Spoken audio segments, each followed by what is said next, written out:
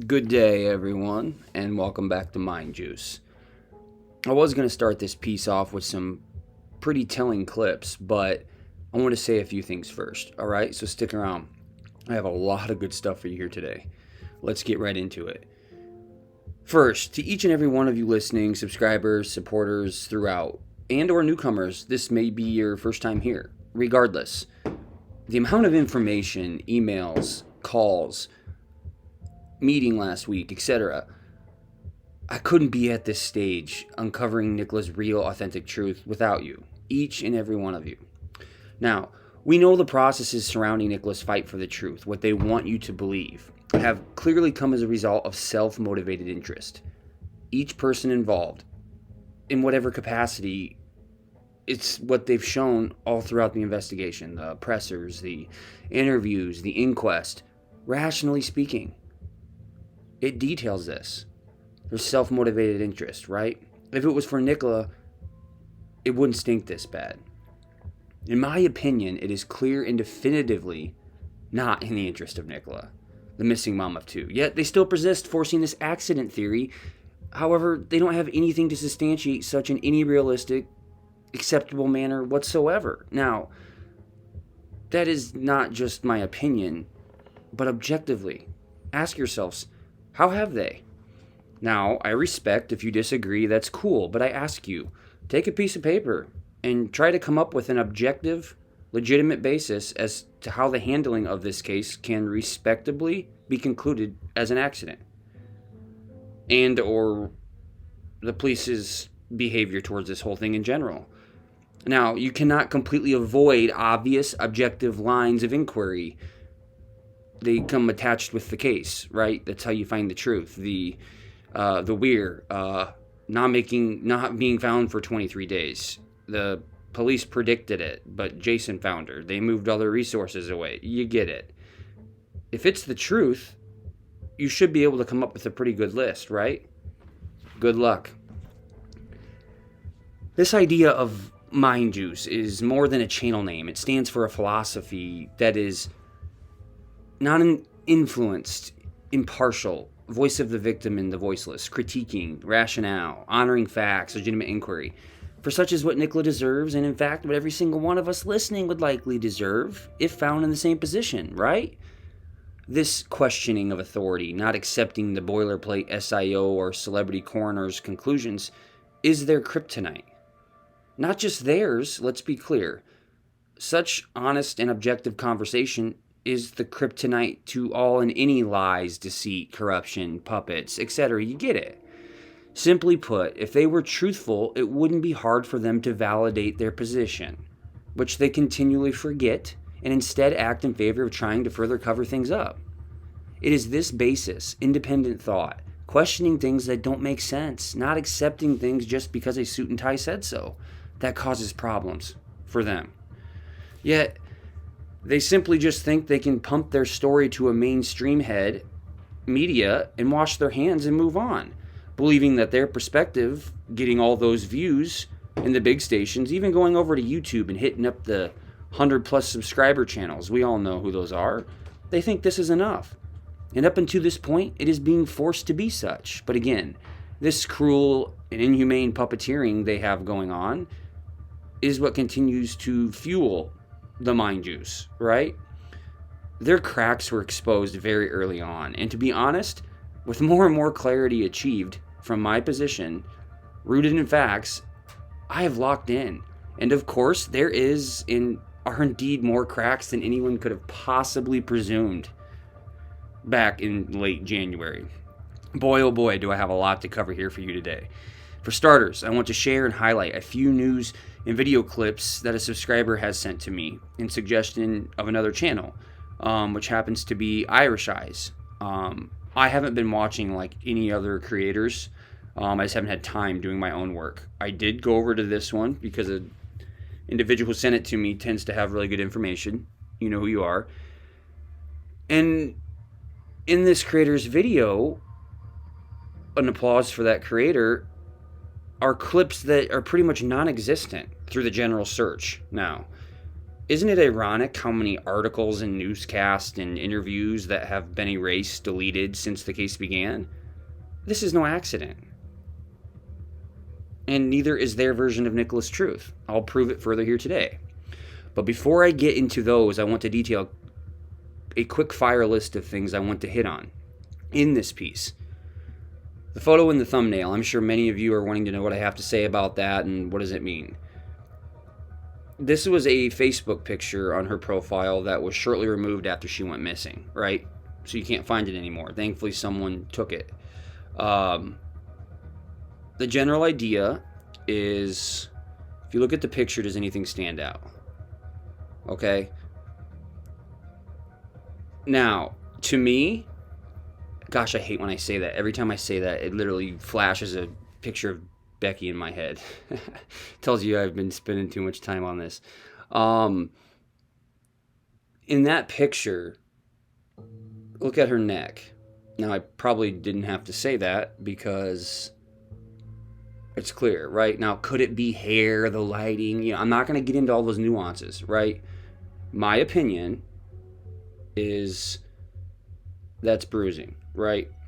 I'm not going to elaborate on that right now. I just wanted to mention that I will get into that later, okay? Why was it removed? Further, I have a lot of things regarding this and the potential domestic violence issue I'll share later. Paul, you do not look good, buddy. Just wait till I get to him. Jason Rothwell, this character, holy smokes. Look at this tweet recently. This guy just has no fear, right? I ascertained if it was a body before I called the police. When I followed it down the river to a place I could reach it and look at it properly, I managed to make it spin around so I could see her face and hair under the water. That's right. He reached down, touched her, and spun her around to look at her. As if he wasn't alarmed that he didn't think it was a human body. I don't know what he thought it was, but that's weird, odd, and it's interesting. He wasn't even a part of the inquest, right? But here he's telling you he touched her, moved her around. I'll get into him later. I just wanted to highlight that. Why is he continuing to say things? You know, you ever wonder with him, if you think about a case authentically, where someone comes along and finds a missing person. Sometimes they do interviews or give their comments, but it's real somber and they don't really want to be involved. It's really not about them, right? Jason hasn't shut up. Okay? And he's got novels worth of opinions regarding the case. It's interesting. It's interesting, right? Nicola, the inquest. Home office pathologist, Dr. Allison Armour, and these things I'm bringing up are things I'm going to hit on right later, told the court Nicola's forehead was covered in mud, and dirt was found in her body, both of which are classic features in drowning cases. Forehead being covered in mud doesn't qualify as a classic feature of drowning. It doesn't make any sense. And dirt being found in her body is not a classic feature of drowning. Look it up. What I want to know, doctor, her lungs were also enlarged, as you state, and watery fluid was found inside the body. Now, having enlarged lungs is due to air not being able to escape. If she drowned, her water would fill with lungs. What explains, right? And there's medical things. I'm not going to get all the way into that right now, right? It's just the lack of doctoring here. Where's the diatoms test, right? All that. I'm not going to get into that right now. Then we have, 9:18 a.m., her volume keys were used. It wasn't an SOS. Isn't that the same time Miss Cheshire was seen on CCTV leaving the area? Could be innocent, but it's interesting. Why wouldn't you look into that further? What time? I know. Penny and Ron. What time were they there? Like, does any of this cross? Right? We can't ask them because apparently they can't hear. The Fitbit giving out a heart rate 8 days after she went missing. Now, with this, why is a pathologist suggesting that it could just be that the water was flowing in between her skin and the Fitbit, and that could be registering the heart rate? To be technical, the heart rate reading on those devices is determined by an electric charge coming from the heart, right? The synapses in the brain, all of that. Water's not going to register that. Now, I'm not saying Fitbits are perfect, but simply, to be real short and sweet, I guess I'm just surprised that this doctor had learned so much technical electronic education while they were training and studying. How about you explain the diatoms test, like I mentioned, exhibiting how, showing, reenacting a decomposed body crested the weir? Where is the accident flow of events? Where is the explanation as to their rationale, their theory? How can they justify it as an accident? This here, I haven't looked all the way into it. I'm just sharing because it's interesting. It's impossible for me to chase all these down. Stepson, Rupert Fletcher. Jekyll and Hyde, defendant harassed women and shared sex tape. That's to the extent I've ever looked into it, but I wanted to throw it in here. If you put like a ski mask around this guy, those eyes would look awfully strange and pretty scary to me, right? Is he a Fletcher? He has this history. He would have had to have been looked into. I mean, the screams alone make you want to talk to this guy, right? Especially there was a guy standing right there. That looks strange. Okay, speaking of Fletcher, Penny, Ron, Anne-Marie, remember, not a single photo of Nicola was ever provided whatsoever, putting her there. CCTV at the caravan park off, rolling water in the school, we get it. Let's take a look at the school's governance, structure, directory. Yes, of course Emma works there, we all know that. But look at the names here. Who else do you see? Are these last names in relation to the other players? Because the school CCTV was not working either, and if you look at their structure, it's supposed to be. Emma, I want to talk about her too a bit later. I think many will be surprised. Please hold on to that. Now, back to focus, these clips. Remember, in the beginning of this case, no one had any reason to believe that the police wouldn't be doing their job ethically, right? I mean, come on, they are police. They are supposed to be the protectors, the ones that serve for justice, the people. They suggested Paul and Emma provided, information. Did anyone at all, no evidence of third-party involvement? So we're supposed to take that as proven. But remember, this right here on Mind Juice is honest opinion observation objectively, trying to be. Take a listen to these clips. I'm sure many of you most likely have never seen these and or have forgotten about them. Today, they're extremely hard to find. And this again too is no accident. So again, just shout out to Irish Eyes for keeping these. Then I want to really hit on Paul. Like I mentioned, I think I have pulled another layer off of him. Psychologically speaking, that is. And further, the rampant corruption approach to Lancashire police. In this case, I have quite a bit more evidence that I want to present. I have recordings. We'll get there. All right, before I start this, I know this is common sense, but I want to state it just as a disclaimer. Peter Faulding's role in all of this is to be honest and straightforward with his observations from his profession, right? It's not his job to investigate who may likely have done it, whose stories don't line up. That's not his job, right? The river hasn't been searched yet because this is the hot spot. So we're really going over the hot area. See, he just referenced there, that part of the river up there hasn't been searched yet because this is the hot spot. The bench, the harness, right? Because those are the last items. But this is the working hypothesis. This has always been the stage. Yeah, just to double check that nothing has been left out on this day. The police have done a really thorough dive job up around the bench area and down to the island. We need divers. Divers need to go back in again. Divers will be going back in to clear a few bits where we can't quite get in with sonar. Absolutely, when they do. Yeah. But I know the phrase baffling.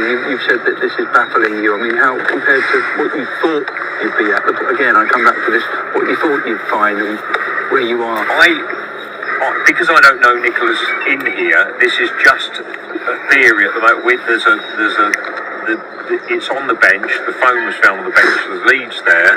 And normally she would be found by now if she was there. And that's still my view. You know, it's a difficult one. It's a very difficult one. So how do you explain that to the family? I know you're speaking to the family. I'm just telling the family as it is at the moment, and I think they're totally baffled what's going on. Okay, so he's telling them and the family, as he's telling the reporter here, that it's a difficult one. He's very clear that he doesn't think she's in there if they can't find her here. It would be right here, right? But the police's emphasis on her being in here, she has to be, is what makes it difficult. That's where the friction's at, right? And he's even telling you here, I'm telling the family these things. This is where Paul gets this decoy idea, right? When he says in the 15th March farm pressure, you know, it could be a decoy, right? Everyone's pulling all the stops out to try and find Nicola the best we can. We're in a very difficult position. So when you get to a point where you say, our work here is done, we can't achieve anymore? Over the next couple of days. So once we've completed all our searches on this length of river, as thorough as we can do it, so I can rule everything out, then I'll be happy that we can return home. Bodies can get lodged in reeds and show up months later. The sonar won't go into the reeds, but that's the idea of the divers. But as I said before, it was originally searched where she supposedly went in. So this right here, he acknowledges that if she's wedged up into the reeds, she couldn't be found by sonar. Later, when she's found on the 23rd day, remember this isn't the first week, this is what the news media and the police push. She was found in the reeds.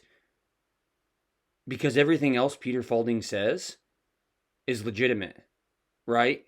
And that challenges what they're saying. Him acknowledging verbally right there, sonar couldn't pick up if she was in the reeds, is exactly why the police used the idea that she was in the reeds, right? But as you just heard, he also says, certainly that's the purpose for the divers. As in, the sonar won't pick her up, but if she's in there, the police divers will find her. Okay? So if you look at the news articles that say she was found in the reeds, why didn't the police divers find her? Right? So I think that's important to point out because this is the one crevice that they could use that Faulding couldn't immediately come back publicly and say, I would have found her. Nope, he says it, and this is what they use. I mean, I personally think if I rule this stretch of river out today where we're working, I don't think she's here. I think there's probably a third party involved. I mean, I had a long chat with, Paul. He's going to say Paul here.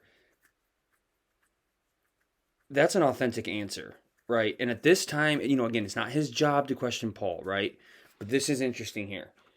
He says Paul rung him and they talked for an hour. Why isn't Paul standing up for Peter Faulding? You certainly hear him stand up for the police, but never Peter Faulding, right? In my opinion, he was talking to Peter Faulding to really feel him out and kind of see the extent of what his next moves could be. He could make a mistake, so he had to make sure he got all the intel on what Faulding had to say, right? Me last night and Nicola's partner, we had a long chat for about half an hour. These people are grieving. It's terrible. I met the family again yesterday morning. It's a very difficult situation. The police, they've got nothing to go on. That's the problem. We've just got a mobile phone. Remember, at this time, he knows nothing about the vulnerabilities. He gets upset later and says he feels like they should have told him. Okay? And you hear him say that the family's grieving, as in reference to Paul, okay? I've never seen that publicly. Paul may be that way on the phone, but you got to remember, it's all acting. Look, and I'm going to show it later. Paul's complicit, okay? Detectives are working very hard to solve this in the background as well. And he's saying they have nothing to go on, the detectives. He doesn't know anything at this point. The January 10th thing where Luis called it in, the way Paul acted all the way after this and how the whole handling process took place after this. Remember, this is the first week, so he doesn't know any of that yet, right? Is there a point, Peter, where you could categorically say, because of our equipment and because of the work that the police have already done, if you don't find Nicola in the river, could you categorically say she has never been in the river and swept out? She did not go into the river and something else has happened to her? In all my searches I've done over 20 odd years, we normally find what we're looking for. Once we've got the intelligence that it's there, we're searching for... See, and he doesn't have the intelligence to the entire story here in the context. That's not my opinion. That's the truth. Again, he's not aware of that right now, but he doesn't have all the intelligence, right? Just his rational observation is this doesn't make sense. A person, we don't know where she is. If Nicola is in this stretch of river today or tomorrow, I am happy that we can rule out this completely to say she is not here. And I with all my experience, I can actually say Police that. message is slightly different from the man leading that team. He is Peter Faulding, the founder of Specialist Group International. See, he says it right there. Police message different than this guy, right? Peter Faulding. That's the theme. And Peter, from what I see, you're increasingly concerned that she's not in the river at all. Yes, I am, Jeremy. I mean, my view is, I've just come from the bench now, and again, below the bank where Nicola would have fallen in, it's about a foot deep onto rocks. So if she had fallen in, even if it was a foot higher, she would have landed actually on rocks, and she would have been able to hold on to them rocks. Yes, it's deep in the middle. It's about 3.5, 4 meters deep in the middle, but right at the bottom bank, I've sort of looked at it. If I fell in, I would land on rocks. And what we've got to look at here, Jeremy, is on day one, where Nicola's phone was actually found, the police thoroughly searched that area, underwater search team, and nothing was found. Do you blame the guy for having the opinion of how can you still believe that they're in here? He's honestly saying she'd be on the rocks. The police are saying they thoroughly searched it that day. Whether they did or not, they're saying they did, right? Rational thought, she would have been found. And I know I've seen a number of your interviews, and you've done a lot of searches for people who've drowned, sadly. And you say that they don't tend to move very far from where they fall into the water. Is that right? Yes, I deal with about 10 drownings a year. In 2016, we've done 16 in 8 weeks, unfortunately. But these people, they go to the bottom. You go... 20 years experience, on average 10 times a year. 2016 in 8 weeks. So this isn't his first rodeo. I mean, he's an expert in this. So that gives credibility to what he's saying, right? Bottom, when you drown, you don't float, you sink to the bottom, and you tend to stay there. Even on a reasonably strong current, you don't go very far. You tend to drag along the bottom. And here, even in a reasonably strong current, right? So when the police tried to use that video of this Thackeray guy, which, by the way, 2 links that I have for that video are now faulty. So I don't believe that video is public anymore. So why are they deleting things? she's got to go right the way around the corner. The key thing here is the police dive team were here that day diving that area, and it was cleared. And since then, it was subsequently done again, and then it was searched by us with high frequency sonar, and there is nothing in that particular stretch of the water. And even if she had have got to the weir, she's got to get over the weir and then and under the weir. That's all shallow, and it's just a pile of rocks. So that's... In my river wire inconsistencies videos, I pointed each of these aspects out that he just said. This is my first time hearing this interview. Yesterday when I saw it, I had not seen this in the beginning. It was erased rather quickly. But he's even saying logically, how is she even going to get over that weir? And then he says after it, it's so shallow and there's so many rocks that even if she did, she would have been hung up, right? If they were actively looking in a real case, there's no way she wouldn't have been seen. It's not possible for her to crest it. But if that were to happen, he's saying she would have been stuck right there because it's so shallow. Like, there's so many points that it doesn't, like, it's not possible that she was in that water. It's not possible. Whatever the police, that's my Carol's opinion. got a question here, Peter. I was surprised by the police chief there, almost saying this is a missing persons thing. What do you think about that? Do you think they were right to do that?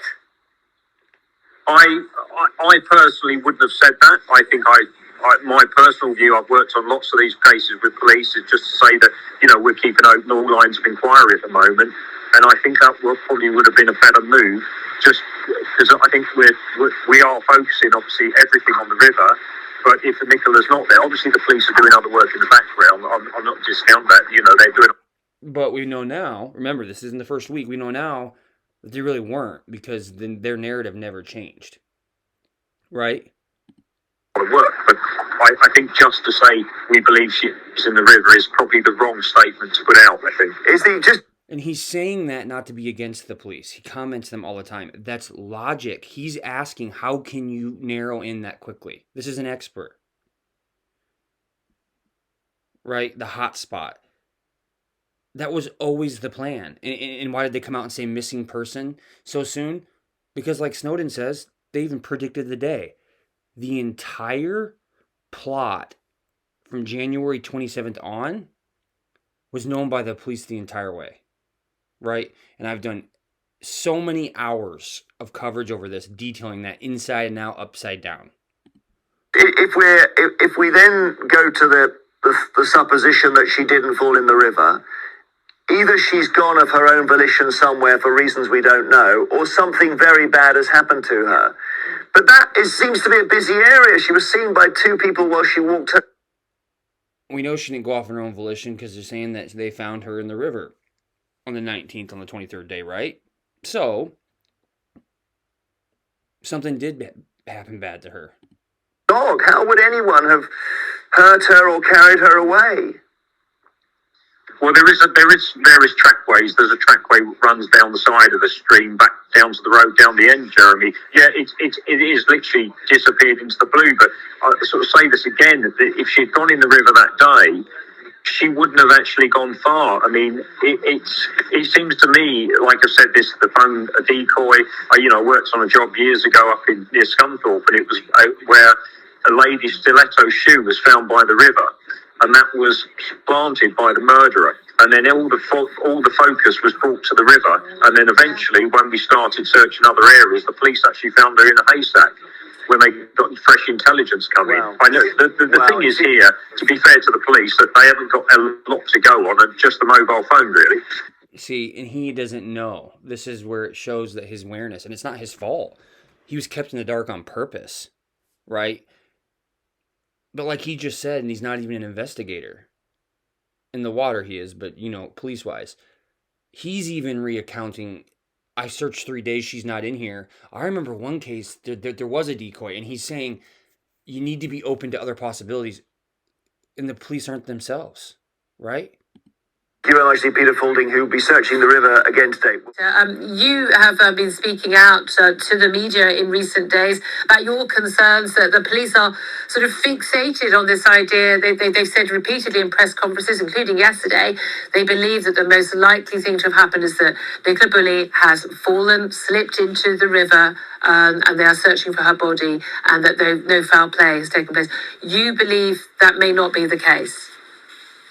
Look, what I deal with so many drownings every year. See, he's not trying to argue the police, right? She kind of framed him and baited him into that by saying, you don't agree. See, he's saying, my experience, and this is what I do a lot, that logic, which is where I came in the beginning on this. I didn't come out pointing fingers. It was the logic. It's not viable, like, at all. You average about 10 drownings, a number of suicides, Julia. And the thing is, here, we've got Nicola, if she went in where that mobile phone was found that day, the police divers searched it that afternoon. I'm standing at the river now. It's very benign. This part of the river, to get across, is not a tidal river here. There's hardly any current here. And the police divers were... The current doesn't start until after the weir, for those of you that are confused. Which I don't think she could have crested. So he's saying where she should have went in, given the phone, there's not enough current to move her. Like, it doesn't make sense. Now, normally, when someone drowns, they go straight to the bottom. to the river, and they stay there. They hardly move. Within our experience, maximum 3 or 4 meters. That has to be a really strong current because the body will just sit on the bottom. And the police divers are very professional. They've done a thorough search that day. And Nicola... So you feel bad? Look at how much he's complimenting the police. She's trying to bait him into, disagree publicly with the police. And he's saying, hey, no, look at my experience. This is my opinion, right? And he's even giving them credit. That's why I feel bad for the guy, right? Because he wasn't even aware at this point. Not there. And since then, it's been search, and there's this stuff, albeit she's gone down to the sea. I don't believe that because that's tidal over the top of the weir. And then you've got to get over the weir, and then it's very shallow the other side. See, that's what he's saying. I show you those videos of them going out into Morecambe Bay or Morecambe Bay. Like I've told you before, he's not even registering that as a possibility. And that's why I was telling you, then why the hell are they doing it? Right? It's because they knew she was going to be found the 23rd day. They knew she was a missing person right away in the beginning. The whole thing is scripted. Yes, Nicola did pass away, and I believe Paul is responsible. But the way that they tried to present Nicola Bulley passing away and leaving this earth is fake. Right? That's the non-honest part. In my opinion, they were aiming for a suicide. Everything shows that that's what they were going for. But I think with Faulding and some of us out here, they realized that, hence James Adeley out there on April 4th, testing the weir and getting mad at people speculating, they realized they couldn't sell the suicide because she would have been found and she wasn't. Right? So they had to go accident. I'm not crazy. This is the truth. Weir. And yes, the body would have turned up. You said when you started this search, called in by the family and helping them, that you said, look, if her body is there, we will find it within hours. You're now on your 3rd day of searching? We're on a 3rd day, Julie, and we got a high hit rate for finding people very, very quickly. 20 odd years of experience of dealing with this. And I would like to say we are the official police dive team for the whole of the south of England. We work for the police every day. Getting called in from all the forces across the southeast. So we're not amateurs. This is why we're used by the emergency services. And this just baffles me. This case, if the police can have their own opinion, that's fine. But this is my personal view, and I'm not trying to speculate, but I'm allowed to do that. And that's just my professional opinion in dealing with these for many, many years. Yeah. I respect him for being this type of person, this type of man. I sincerely do. This is so cool to see, knowing what I know now, right? He doesn't want friction with the police. It's very clear, but he's not buying. That's what I'm not either. That's what I'm trying to get other people to understand, right? And I know most of you listening do. The naysayers have gotten rid of me already, but he's very clearly, in a subtle way, saying that he doesn't understand why the police are doing what they're doing, right? And he's not an amateur. They're used by police all the time. So do you think he critiques police like this every day? No. This case baffles him.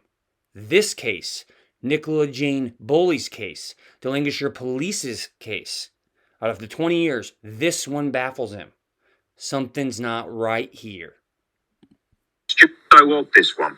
Well, indeed, and you've said, you think that a third party could be involved on whether or not there's the mobile phone. The crucial things, we've got 10 minutes where we're not accounted for. There's no CCTV. Witnesses who've been located in the area have said, yes, they saw her here, they saw her there at this time or that time. She was on a business conference call. But we've got 10 minutes which are not accounted for. And the belief is that in that time she must have fallen into the river. The police seem to think. No evidence that of any damage to that side of the river, that the side whether or not she had fallen or her dog was found. You see that? He shook his head no. This is in the first week, his 3rd and final day searching that river. Okay? She just said it. You saw him shake his head, which affirms there's no evidence of that. Okay? This cannot be forgotten.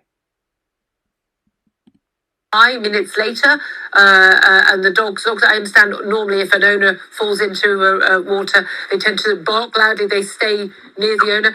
Her mobile phone left on that conference call, on the bench. Lots of these things don't add up. The family member, I remember hearing a family member, I think one of her sisters, saying something like, people don't just vanish into thin air. But the concern is actually, this has happened a number of times. People do get abducted, vanish into thin air. People get abducted and vanish into thin air.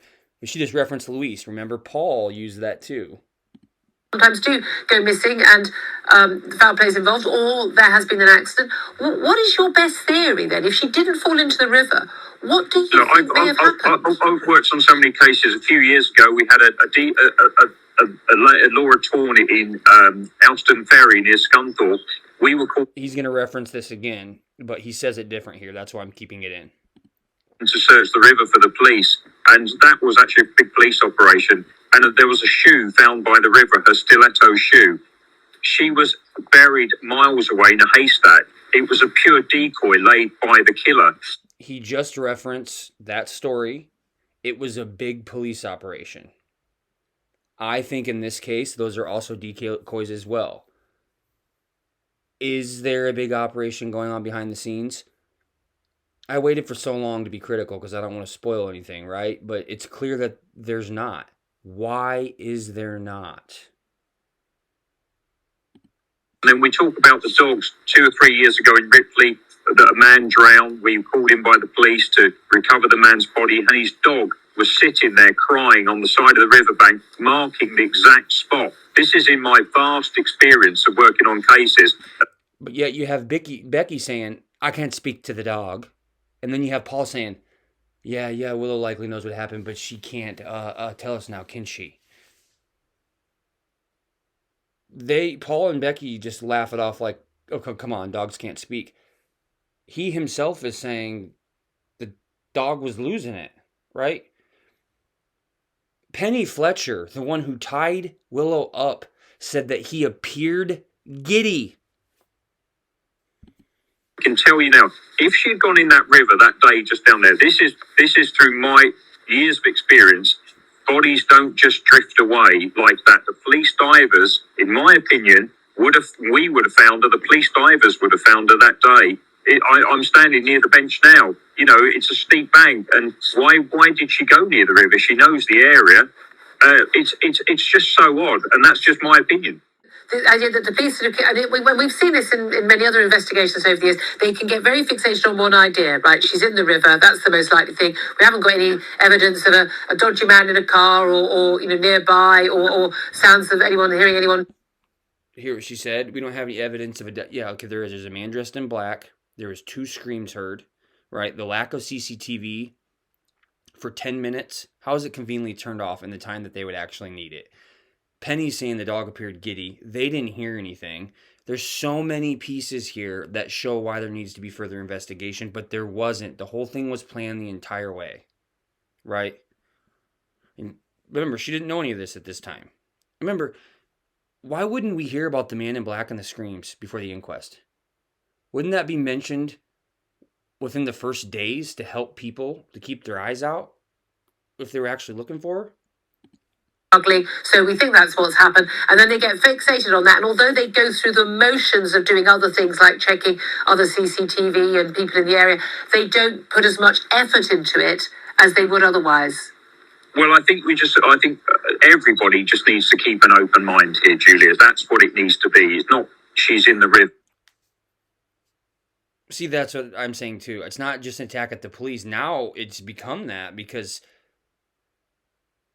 just using open-mindedness naturally will turn you against the Lancashire Constabulary in this case. Naturally.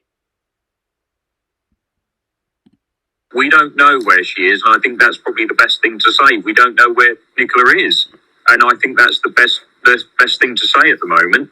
I mean, if a body does go in the river, yes, it can get lodged under trees, it can get lodged under what we call strainers. We haven't got any just here, but if the body had gone over the weir and the water was higher that day... Had. It didn't. Like he's just saying, and he doesn't believe that either, but had it, right? it could get lodged in the reeds. I accept that, which the sonar won't find. And that's why the Lancashire Constabulary in the news told you that she was found in the reeds. Because it's the one loophole that Peter Faulding unintentionally gave them. But then Jason Rothwell comes out and he says he witnessed her and first observed her floating down the middle. So that shows that the police are intentionally trying to use the loophole that Faulding gave them. Say she was in the reeds, cover that end. But Jason comes out and totally discredits that. And guess what at Inquest? The police did a great job. They predicted it. Nothing to do with Jason Rothwell. Nothing to do with her floating down the middle. In fact, they moved away from the reeds because I proved that. And they're saying the bank. Like I said, I've watched the video of recovery. She wasn't on the bank. She's in the water. You can see the recovery items attached to a rope. And as that rope is being removed from the water, the recovery items or bag, let's say, I'm trying to be respectful here, connected to the rope, you see it come out from being 100% under the water. You see it come out of the water. She wasn't on the bank. Okay? People appear 2 or 3 months later, but that's highly unlikely in this case. And it's getting from here to the weir is the problem. She's got to get from here to the weir. Peter says, here's the problem. She's got to get to the weir. She's got to get to the weir. People, she would have been found. Nicola was not in there. Now, I want to shift over to Paul. Prepare yourselves. Let's go back to the Marsh Farm Hall interview.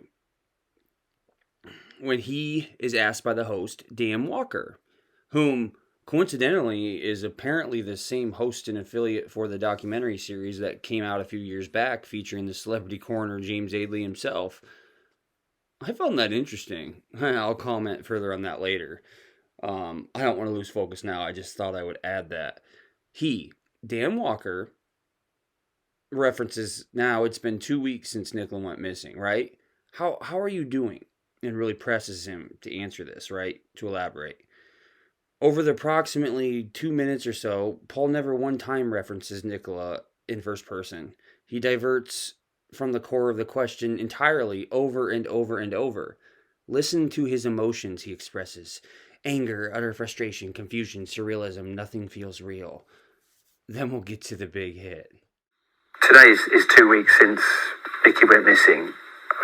This might be a stupid question to start with, but how are you doing? What's life been like for the last 2 weeks? Hell. I am still here, obviously. My main focus.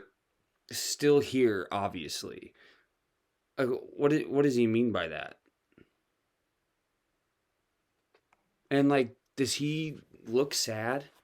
Does this look like a guy who lost his partner of 2 weeks? It's the children, always has been. So. Sorry, not to be annoying. That's a key piece. It's the children, always has been. This is why Nicola had to go. Right? He leaves her. She gets primary custody. She leaves him. She gets primary custody. Right? His vision of the future, exiting out into the real world, I'll say.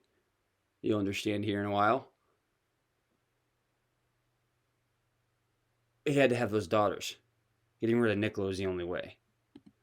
My focus that gets me through. But, I think when you're going through something like this, you can't put it into words. I can't say how I'm doing. I can't really explain it because it's not your every day of the. Okay, this statement right here too is very important. Listen to how he explains it. Okay, and I will hit back on this later. Nobody knows really anybody who's ever gone through anything like this. Who knows anybody who knows anybody? So it's just an impossible situation for everybody, involved. I think that's the thing, because it's hard to imagine what you're going through. Can you even put it into words for us, the sort of emotions that you're feeling at the moment? Anger, utter frustration, confusion, disbelief, surrealism. Nothing feels real. I was going to ask you that. How do any of those show any like empathy on his behalf whatsoever? Like at all? And then here Dan ask him to elaborate, okay? What, feels like you're living someone else's life, or how's it feel? Just doesn't feel real. You ever seen the Truman Show?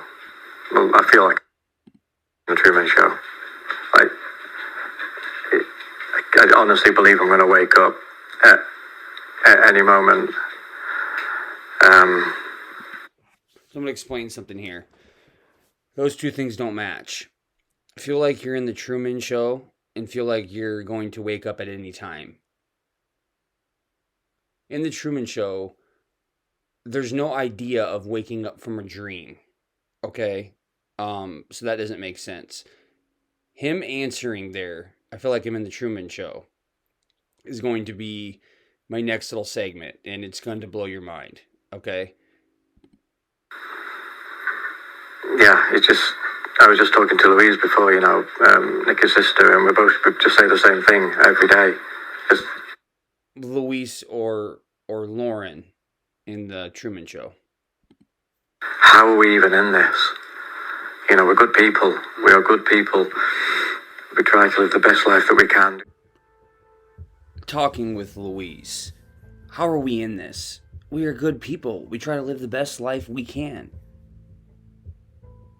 Yo, you're trying to live the best life you can. You mean Paul with Louise? You used we in relation to Louise, whom you referenced twice, mind you, without having mentioned Nicola once. You used we in relation to Louise 3 times. Bro, you're so, oh man. Quick side note. Earlier, when I stated that waking up, when Paul referenced waking up, feeling like at any moment I could wake up, not being like the Truman Show, what I meant was, in the Truman Show, Jim Carrey has no concept and or any idea whatsoever that he is living in anything but an authentic life, which he is not, and I'll get there. If you know the movie, you would know.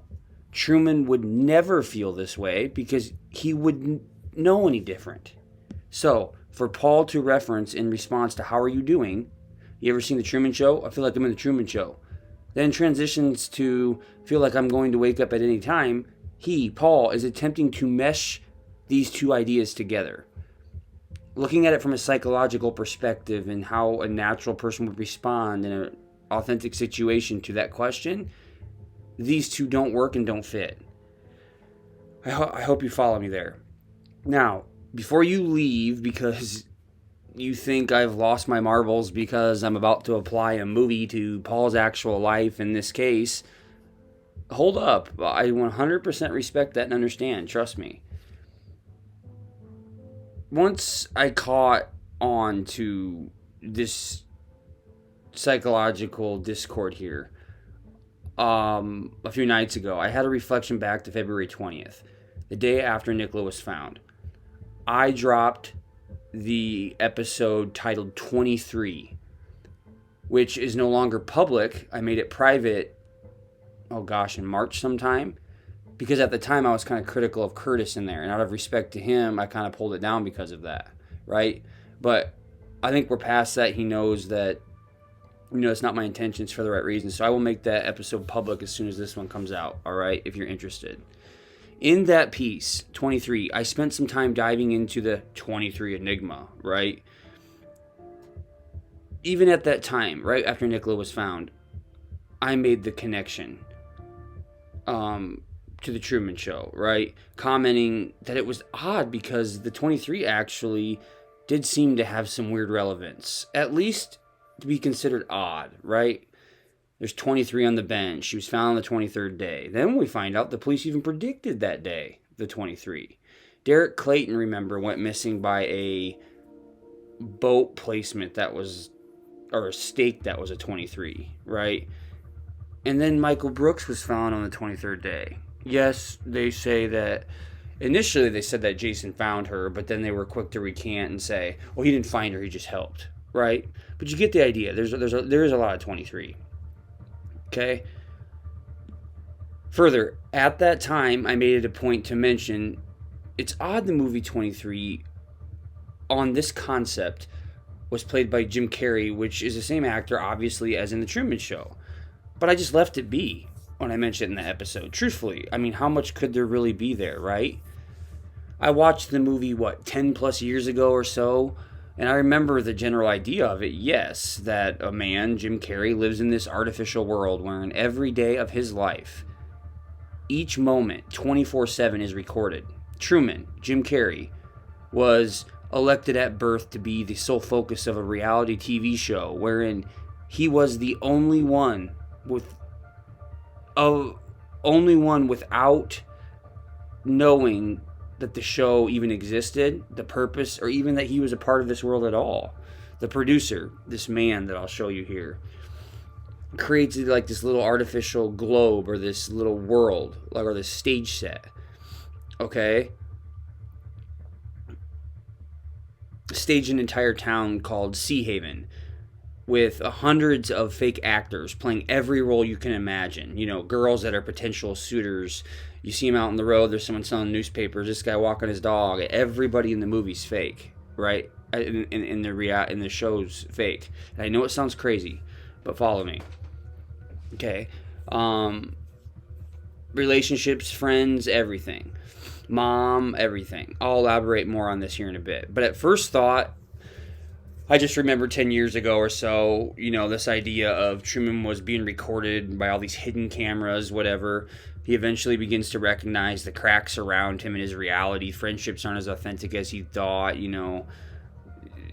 He's being prevented from leaving, and, you know, all these things as he's getting older. Remember, he's been in this world for like 30 plus years, or like 10,000 some days, right? Long story short, he gains the courage to challenge his fears and eventually realizes and learns he is the subject of this big fake world. Meanwhile, his whole life at this moment, the vulnerable times were and was broadcast out to the world for all of the viewers to soak in. Meanwhile, it was his personal life. So, here, when Paul references, feel like I'm in the Truman Show, initially I thought, haha, that's clever there, man. Paul is literally sitting on a nice couch, what fireplace is there, you know, Dan Walker's the host, being asked about and sharing details as to his personal life and Nicola. Here, everyone watching, all of us, is quite literally no different than those watching Truman in the Truman Show. Right? That's all I thought it was in the beginning, like a quick, like, tip of the cap. Hence, Paul says, I feel like I'm in the Truman Show. I get it. But the other evening, watching this back, it clicked. Truman would have never felt as though he was on the Truman Show because he never knew he was until after it was all said and done.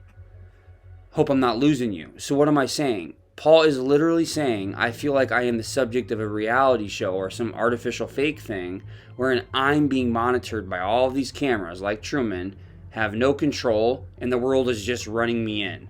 It's a victim card, okay? And hear me out. Well, I can just tell you it's very narcissistic for him to even suggest this, right? To use this reference. But if you think about it, he also did this at both of the identification and the post-inquest pressures, shaming people, or one day his daughters are going to have to see that their dad was okay, and then we move to the post-inquest. It's all about him. It's all about him. It's so narcissistic. And the entire segment that I just showed you, in those examples of the identification post-inquest, Paul's words have never been about Nicola. They've always been about him. But yet, how are you doing? How are you feeling? It's been 2 weeks, Dan Walker says. Doesn't talk directly or intimately or personal about Nicola whatsoever. However, he says Luis. He even said we 3 times. We're good people trying to live the good life. Remember, he says this after Nicola's missing. In regards to Luis, psychologically speaking, I felt this Jim Carrey, the 23, I have to rewatch this movie. There has to be more there, right? So I did 3-4 times over. No, I didn't go into it making myself find something, as the 23 Enigma would suggest. The whole 23 Enigma is this idea is if you're looking for it, you'll find it. But there's all these synchronicities and whatnot. You want to hear more about that? I'll have that episode up. I made sure I made it a point when going into this movie to remain disciplined, okay? And to be honest, I'm still shocked as to what I learned and how everything fits together. I'll try to make this brief. One reviewer said, okay, The Truman Show, which came out in 1998, is a movie that is just as relevant today in 2023. Okay, it's a psychological movie. It literally predicted how social media and reality TV would come to dominate our lives. Their influence, that is. Coming out of all the reality TV shows that were popular in the 90s, right? In fact, one doctor says this even given rise to a phenomenon that is a mental condition known as the Truman Show delusion, where one believes they are being watched by the world. Literally what Paul said, right? This condition refers to people's paranoia that they are unknowingly starring in a covert reality show. But for Paul, he's covertly starring in a reality show, right? The narrative and working hypothesis after the 27th is the artificialness here, right? But Paul's living it. Get it? That's the Truman Show. Okay? One doctor says, the patients that I have treated with this condition, the Truman Show delusion, have that experience. Other family and friends are merely actors. Okay? It becomes mundane. There's not really a deep sense of love. It's just kind of you live together because you have to. They had 2 kids together and they're kind of stuck. Even when he's asked later about getting married, he's real indifferent about it. It's really odd. Right? The message of the Truman Show is we should fight back and not settle for hyper-controlled artificial narratives. But Paul isn't fighting back against the artificial police narrative. He's riding right along with them. Right? Let me slip one side note thing in here. Pardon my language, but this is very important. The original screen name and script for the Truman Show movie was Operation Mindfuck. That's not a joke. Look it up. When I saw this while doing research, it literally put me back a little bit.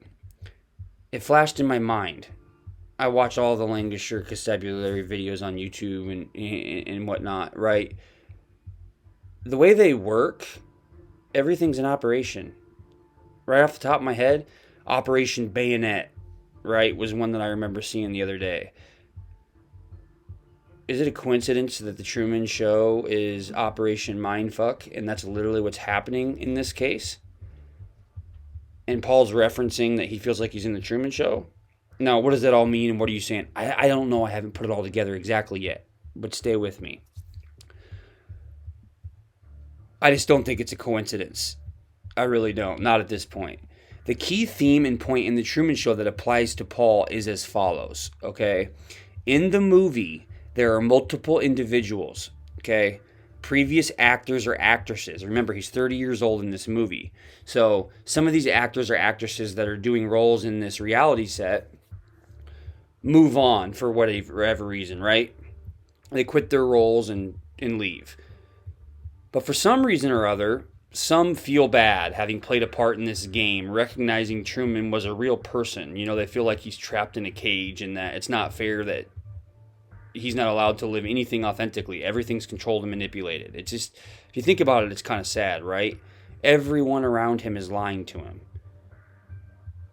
So, for example, how do they keep him in this bubble? Well, the whole thing's surrounded by water, right? they impressioned into his mind at a young age that while out on a boat, his father had drowned. So he's like traumatized to go near water. So that kind of restricts him from going into the water. So that keeps him at bay, right? And there's other ways they manage to do this. When he's younger, they use a vicious dog, or they have like a line of fire so he can't. There's all these ways that they deter him from leaving, right? A lot of manipulations, you know. A lot of these outside the eyes of the public type crap, right? But back to these detractors, these people who quit, okay? Some of them break back into this world to try to reveal him the truth, and they do so in various ways. The one I saw was there was this guy who hid in one of the Christmas presents, and when Truman opened it, the guy popped out and he goes, "You're on TV, I did it," you know. And then his dad actually comes undercover, who actually didn't drown. He was lied to, but he and tries to explain to him, you know, that he's in this reality show. There was a man who parachuted in with it on his, written in like Sharpie on his chest, "You're on the Truman Show." But then there's always this like security team that comes in and whisks these people away, right? And then we have Lauren, who's Louise, in my opinion, in real life, okay? And hear me out. This is where it gets crazy. Initially in the show, when Truman was single, okay, as a young man looking for his partner, okay, he locked eyes with this pretty brunette, Lauren. You can see them fall in love at first sight. They just stare at each other, right? Butterflies, whatever you want to call it. However, quite literally in the exact same sequence, amidst this, there's a woman named Meryl who has blonde hair. And I'm saying that for Paul, this is a Nicola reference, okay? She literally comes and she like bums her ankle and then sits on his lap.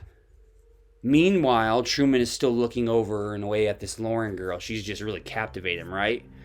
However, because of Meryl, you know, kind of falling into his lap, right? She literally cracked the ice first, I guess you can say. He just continued with her. They moved in together. She became his partner, wife, what have you. But the relationship is pretty bland. They're not really like in love, and you know what I'm saying? It's not very intimate. Yes, she's an actress, of course. Like, she even pitches certain things and, you know, marketing things, which is a whole, I'm not going to get into that.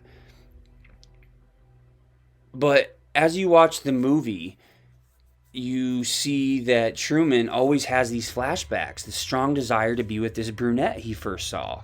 In fact, even so much that he has kept her sweater so he can indulge and sniff or whatever he does with it whenever Meryl, his partner, is not around. Even there's a picture of Meryl that he has, that when you flip it over and you turn and you open it, he has this piece of paper wherein he's torn out features of women's face out of magazines to create this image that's as close to his recollection of this brunette as possible, right? So he's like really fixated on this woman, right? Long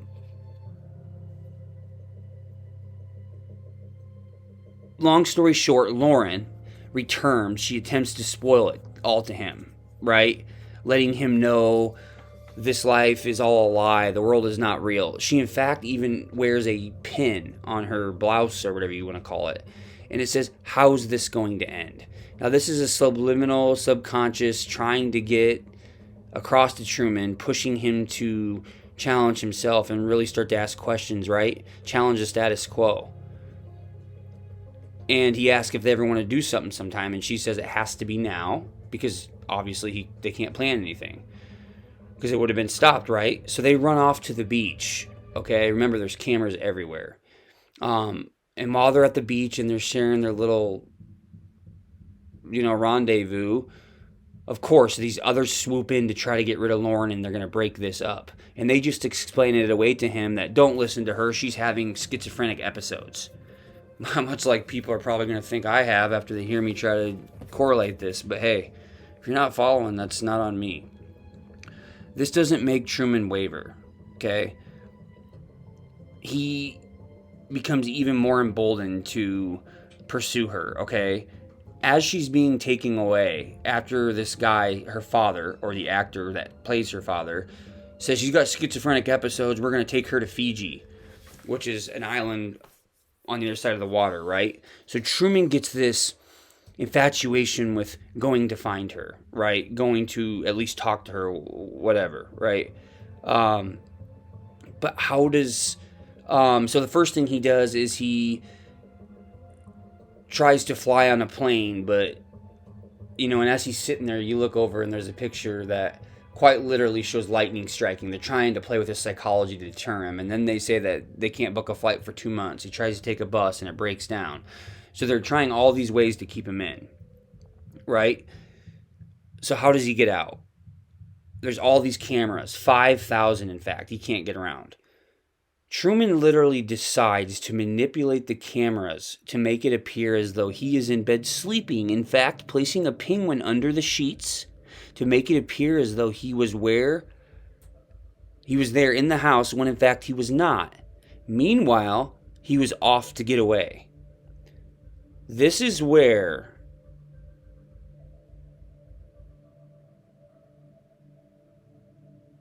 things start to really make sense. You got the operations, it's Lancashire Constabulary, Truman makes the thing, none of it makes sense. You're making references to this stuff, right? Truman ultimately overcomes his fear, and he takes a boat. He quite literally weathers the storm. They're trying to, like, knock him out, drown him, do all this stuff, right? And all while along, they flash to these TV scenes where you can see Lauren watching him, and she even says at one time, "You can do it." She's really cheering him on, to go against the grain, okay? And she's waiting for him on the other side in the real world, right? So Truman, remember, from his perspective, he has no idea he's in this little globe and this little reality show. He just knows there's some island out there, and he'll get there eventually, okay? He isn't quite sure how, but he will. Remember, he's never been beyond this water line, right? Then he hits a wall, and it is at this very profound moment in the film, Truman realizes he is in this bubble, this shell, this stage.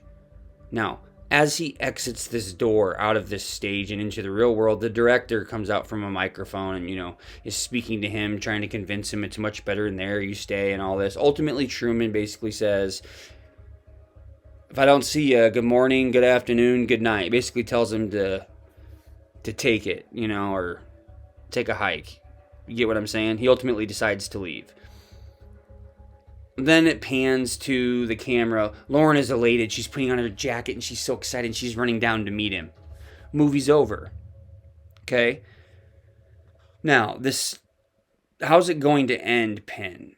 This is where I think Luis may have given him some sort of ultimatum, not wanting to be the third wheel, mistress forever, right? Or maybe Nikki caught those two doing something they shouldn't have been doing when he's in a relationship. Or, there's a bunch of different things. Maybe Nikki found something else out, and that, with Derek or whatever, and she was leaving.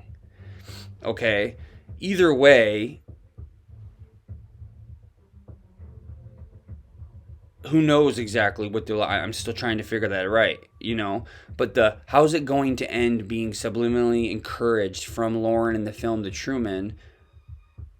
It's interesting, because I got more to show to you that Luis even kind of references Truman, right? Oh, just wait, this gets crazy, okay?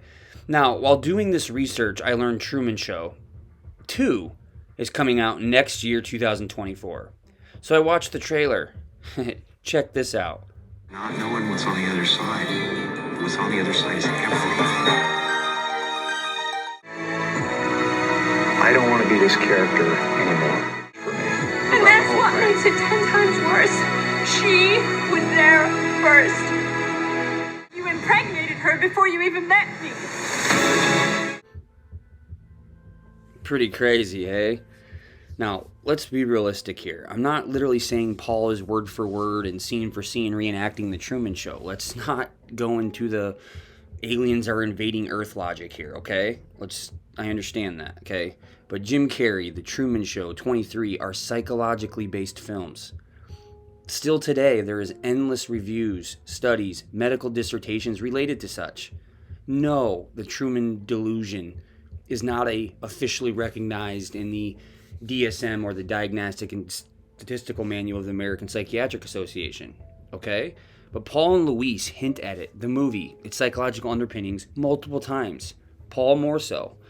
In my opinion, The Truman Show is a similar reference basis to the Merrill-Lauren, the Nicola Louise dynamic. He, Truman, was fixated on another, symbolized in the film as a brunette. In a sense, Paul having 2 kids, settling with Meryl, Nicola, always wanting and desiring another, manipulating the control, the cameras, to himself determine how it is going to end. Lauren and him have their happy ending, right?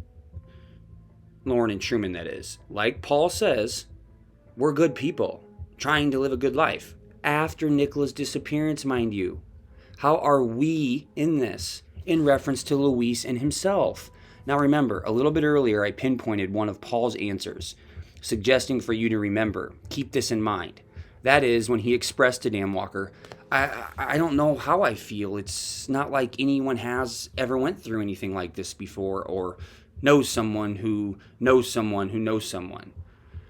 Now please, I am not trying to pull something out here.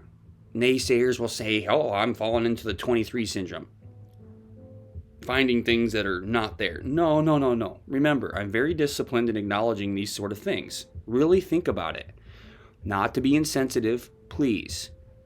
Sure, not everyone knows what it's like to be in Paul's position per se, but there are numerous examples of husbands and spouses who do know and would know what it would be like to be in his position, right? A case wherein their partner's missing and they can't find him, right? I'm not saying it's common, but it's definitely not non-existent, like Paul suggests, okay? Paul has to know this, right? Now, watching The Truman Show, I was stunned. In the movie, the director, the person controlling everything, right, in Truman's world, while explaining the concept of the show, he directly expresses the exact same sentiment, stating, no one else, anyone else, who has ever gone through anything like this, who knows someone who knows someone. Then the director in the movie chuckles, because in this movie in context, such is true, and he's right, no one's really been the subject of this fake world for 30 plus years of their life, right? So when Paul says it, it doesn't make sense, but if you watch a Truman Show, that's where he's saying it from. Not thinking anybody's going to catch on to it, right? This whole concept is a authoritarian control, a nod to that. The lack of empathy towards other humans, right? Motivated by self-interest. It feels like Becky and Lawson, okay? And I'll discuss them here in a little bit. Remember, the director in the movie is making a killing of money on The Truman Show. Everything in the show is for sale. The clothes, product placement, everything. So the viewers watching see this, they like that, they can go on and order, right? The second Truman leaves the show, the income source is all gone. In my opinion, Paul is like Truman, okay? They can't pin him, the police that is, for whatever reason. I'll get there. For doing so would upend or disrupt some form of money flow, right? Snowden, all that. Like I said, I'll discuss it, okay? Now, this makes me wonder, was Nicola, within the context of Paul's mind, his world, threatening his sense of lifestyle? Was she leaving? Did she figure something out? Was she going to take those girls with her? This pressure shift is not something he would want to let go of. Hence, what happened in where we sit today? Or was Nicola looking into Derek Clayton, right? Remember, Blackpool Police was very welcoming to it in the beginning. There's a Facebook post that shows it. And then all of a sudden, everything got quiet, right? Did she get too close to something? In the same vein, threatening this director or the Lancashire Constabularies corrupt their world manipulation, the way they run things. I'll get into the domestic violence, just wait. This whole idea of Paul knows no one or who knows anyone is a Truman Show plug, in my opinion. Further, one of the paranoia aspects of the film that Carrie catches on to is people going in loops, bikes, cards, individual routines, etc. Like, he's starting to recognize as he gets older that, well, that kid drives by at the same time. Watch, now this car's going to follow. Yep, and he nails it, okay? Same thing every day, right? This is a nail-on-the-chalkboard reality they try to present. It's a dry existence, is mocked and referenced by both Paul and Louise. Here, I'll show you. Remember, they both reference the vanished into thin air. They both pumped the vulnerabilities. They say the family, well, Becky herself tells you they got the high-risk MISPR basis and logic from Paul. Well, then we find out Luis is the one who called the emergency for Nicola's increased drinking, and Nicola was surprised, right? Both use this idea of Nicola juggling a lot of things in her life at the inquest, okay? Listen to them both here, Luis and Paul. In my opinion, it's a Truman Show reference yet again. I just can't, if I'm being honest, it feels like I'm just stuck in a nightmare. We're going round and round in circles trying to piece together what could have possibly happened. And we've just got to keep such an open mind with everything because we just have no idea where she is. It's like she's just vanished into thin air. There's no evidence to point us in any direction.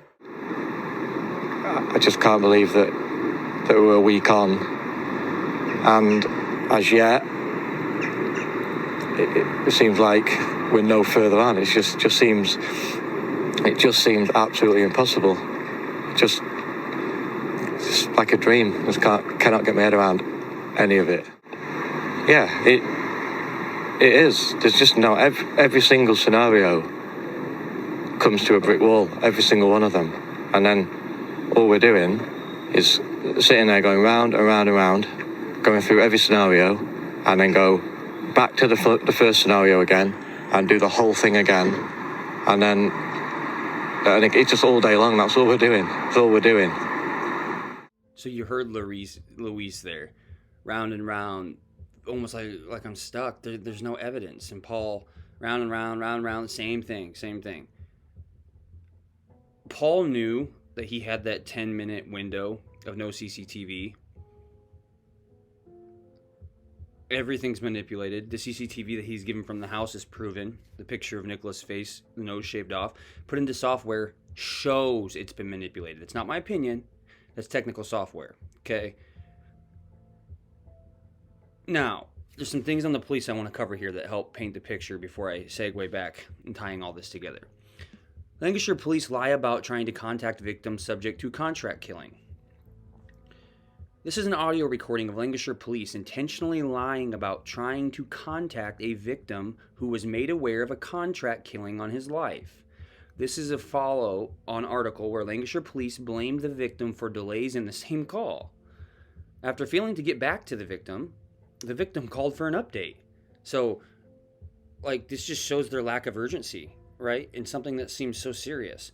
And the Lancashire police call handler lied, saying the police had tried to call in the early hours, and they never did. Okay?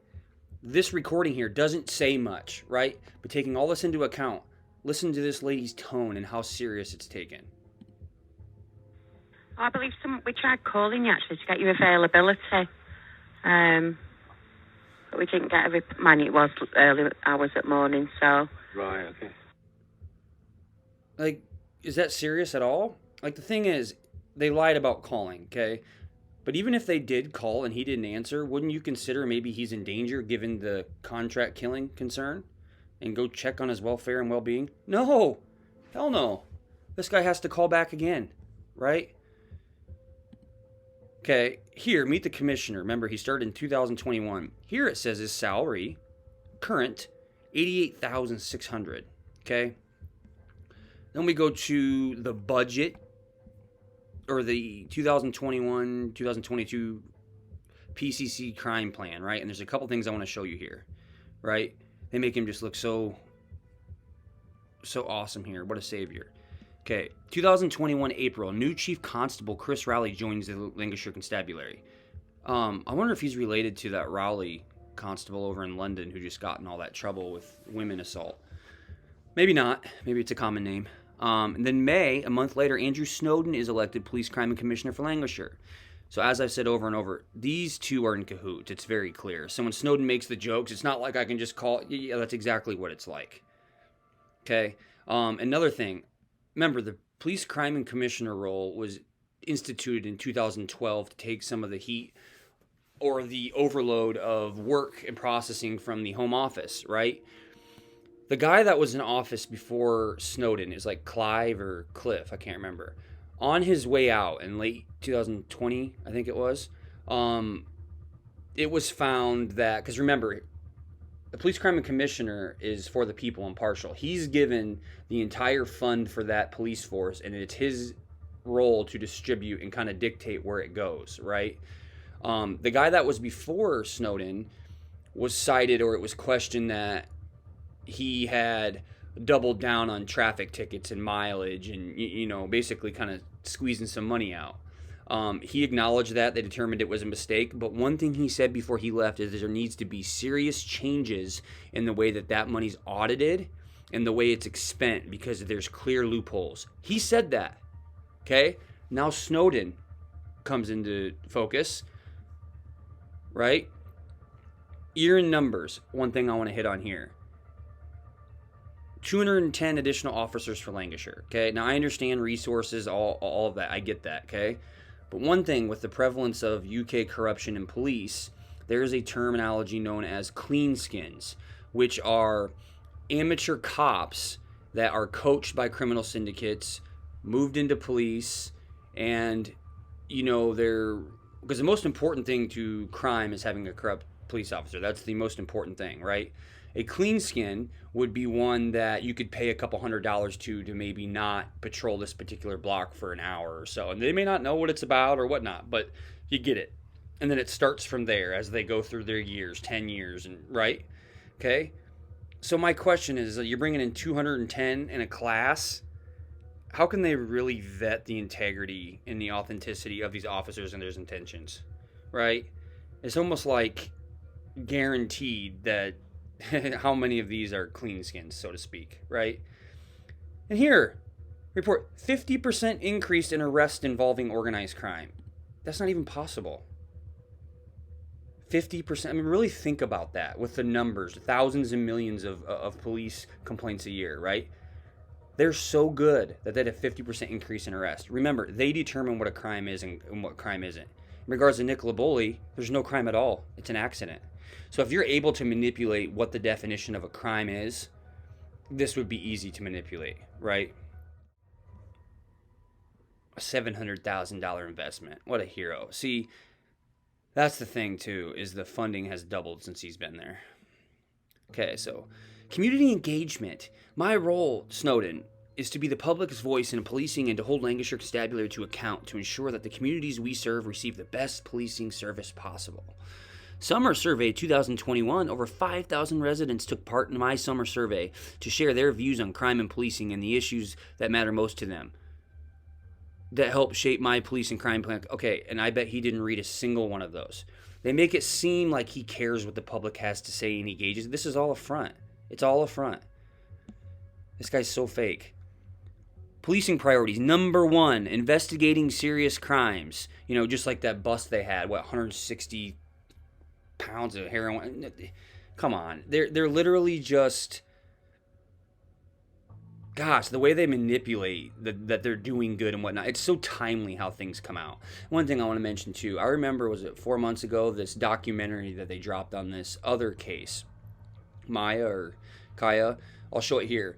But I just remember when they dropped that, it was really convenient when they dropped it. Almost as to show like, hey, this is how we do things. And to be honest with you, I really wasn't impressed when I watched it. I just rewatched it the other day.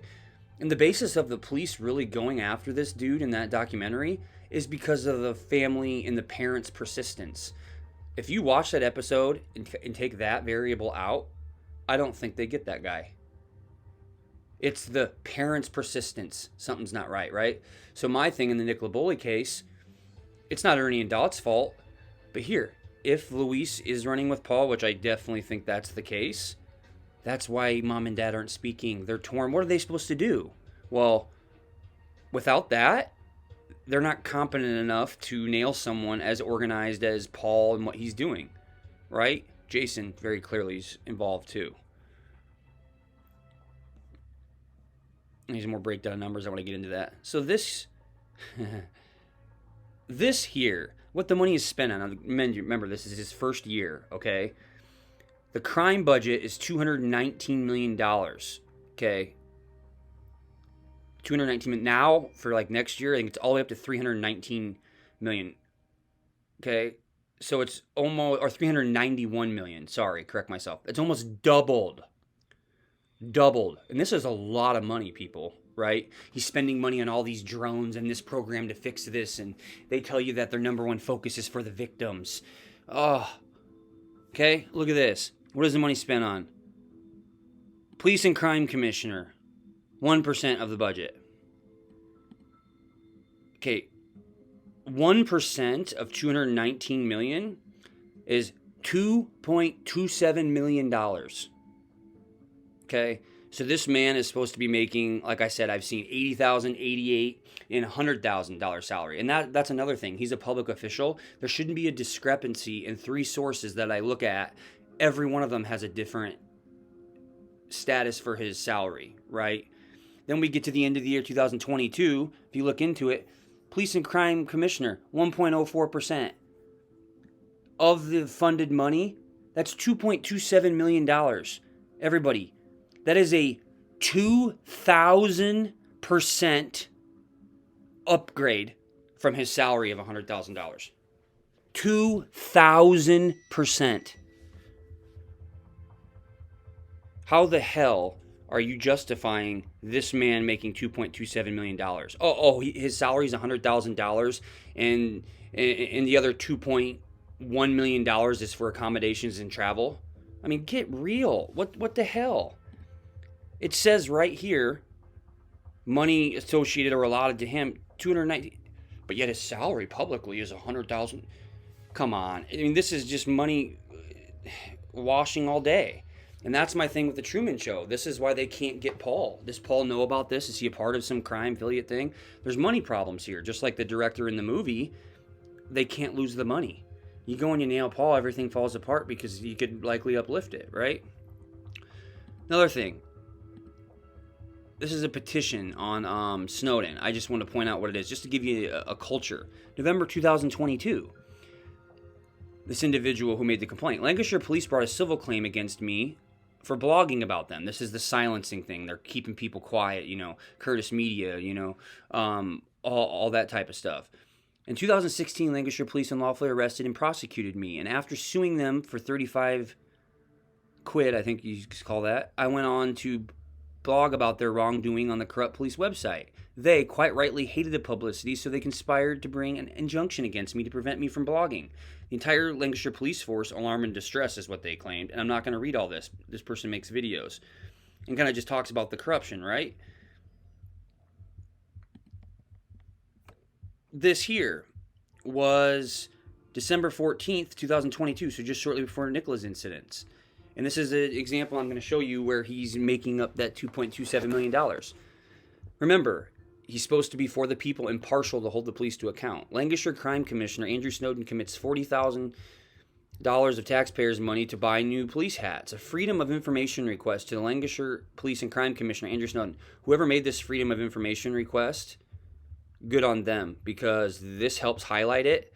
There's so many more things going under the rug that nobody realizes. Has uncovered that he has committed $40,000 of taxpayers' money to purchase new hats for Lancashire police. Okay? See the PCC response to the FOI request. Andrew Snowden, who is on a public-funded salary of around $80,000, has boasted his involvement in the use of taxpayers' money by declaring that he has sat down with the Chief Constable Chris Rowley, who is on a public-funded salary himself of around $160,000. I bet he's making millions too. To use $40,000 of taxpayers' money to scrap the current hats for no other reason than to bring back previous scrapped traditional hats. So apparently these older scrapped hats have a retained value of $40,000. Right? No, they don't. That's crap. Open scrapping publicly funded uniform that has means to improve policing. In a post on Nextdoor, Andrew Snowden says, traditional police hats back in Lancashire. Traditional police hats are set for a comeback in Lancashire after Andrew Snowden, together with Chief Constable Rowley, decided to scrap baseball caps for all Lancashire police officers and PCSOs. He hopes it will be a welcome by the public. See, you can't make decisions and then say, I hope it'll work. You should ask them first. That's your role as a leader for the public position, right? In a move that is already proving popular amongst rank and file officials, see, they can just say this and nobody questions it. Traditional flat caps are set to be issued to all male officers, with female officers also given the option of wearing bowler hats. See, as an American, this is just such a misogynistic comment, and he doesn't even realize it. It just screams like the lady who suggested women should just take the bus. Like, it's so bad. It's sad. Andrew says this change is about okay, remember, he's for the public to hold the police to account. Listen to what Andrew Snowden says to justify this money. This change is about reinforcing the figures of authority police officers should be in our communities. This isn't his place, okay? The uniform and appearance of police officers is an important part of that, and I think the baseball caps were a backward step in how modern policing is presented, given that now more than ever the values of respect, pride, and professionalism are so important. Why is he taking into his hand the image of the police to look more authoritative and have more control? He is an officer and commissioner for the public. The comment infers that the decision has been made and the chief constable, Rowley, hopes it will become welcome to the public. It is curious why the PCC Snowden didn't ask the public their views first before committing such a huge amount of money based on the hopes of a chief constable. See, they're in cahoots, I told you. And why no one has been open and honest with the costings. At no time has Andrew Snowden informed the public of the associated cost of this Mad Hatter scheme he openly boasts about, and that he has already committed $40,000 of taxpayers behind closed doors. The FOI asked in relation to the scheme, please tell me whose idea this was and what public agreements were sought. The response from Andrew Snowden was, please be advised that while no public consultation was undertaken, the feedback received from the public has been overwhelmingly positive. Again, he can just say that. There is no document that shows public feedback. He's full of shit. Okay, I do not like this man. Statistics have now been requested of the proclaimed public response. Thank you. See, that's exactly what I was just alluding to. And I'm not going to get all the way into it.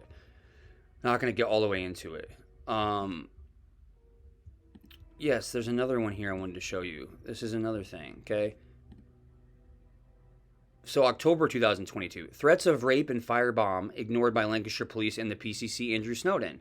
In June 2022, a threat was received via Facebook to blow up this individual's motorbike and that his wife to be raped. The message is malicious communications, I agree, and is believed to relate to the said individual.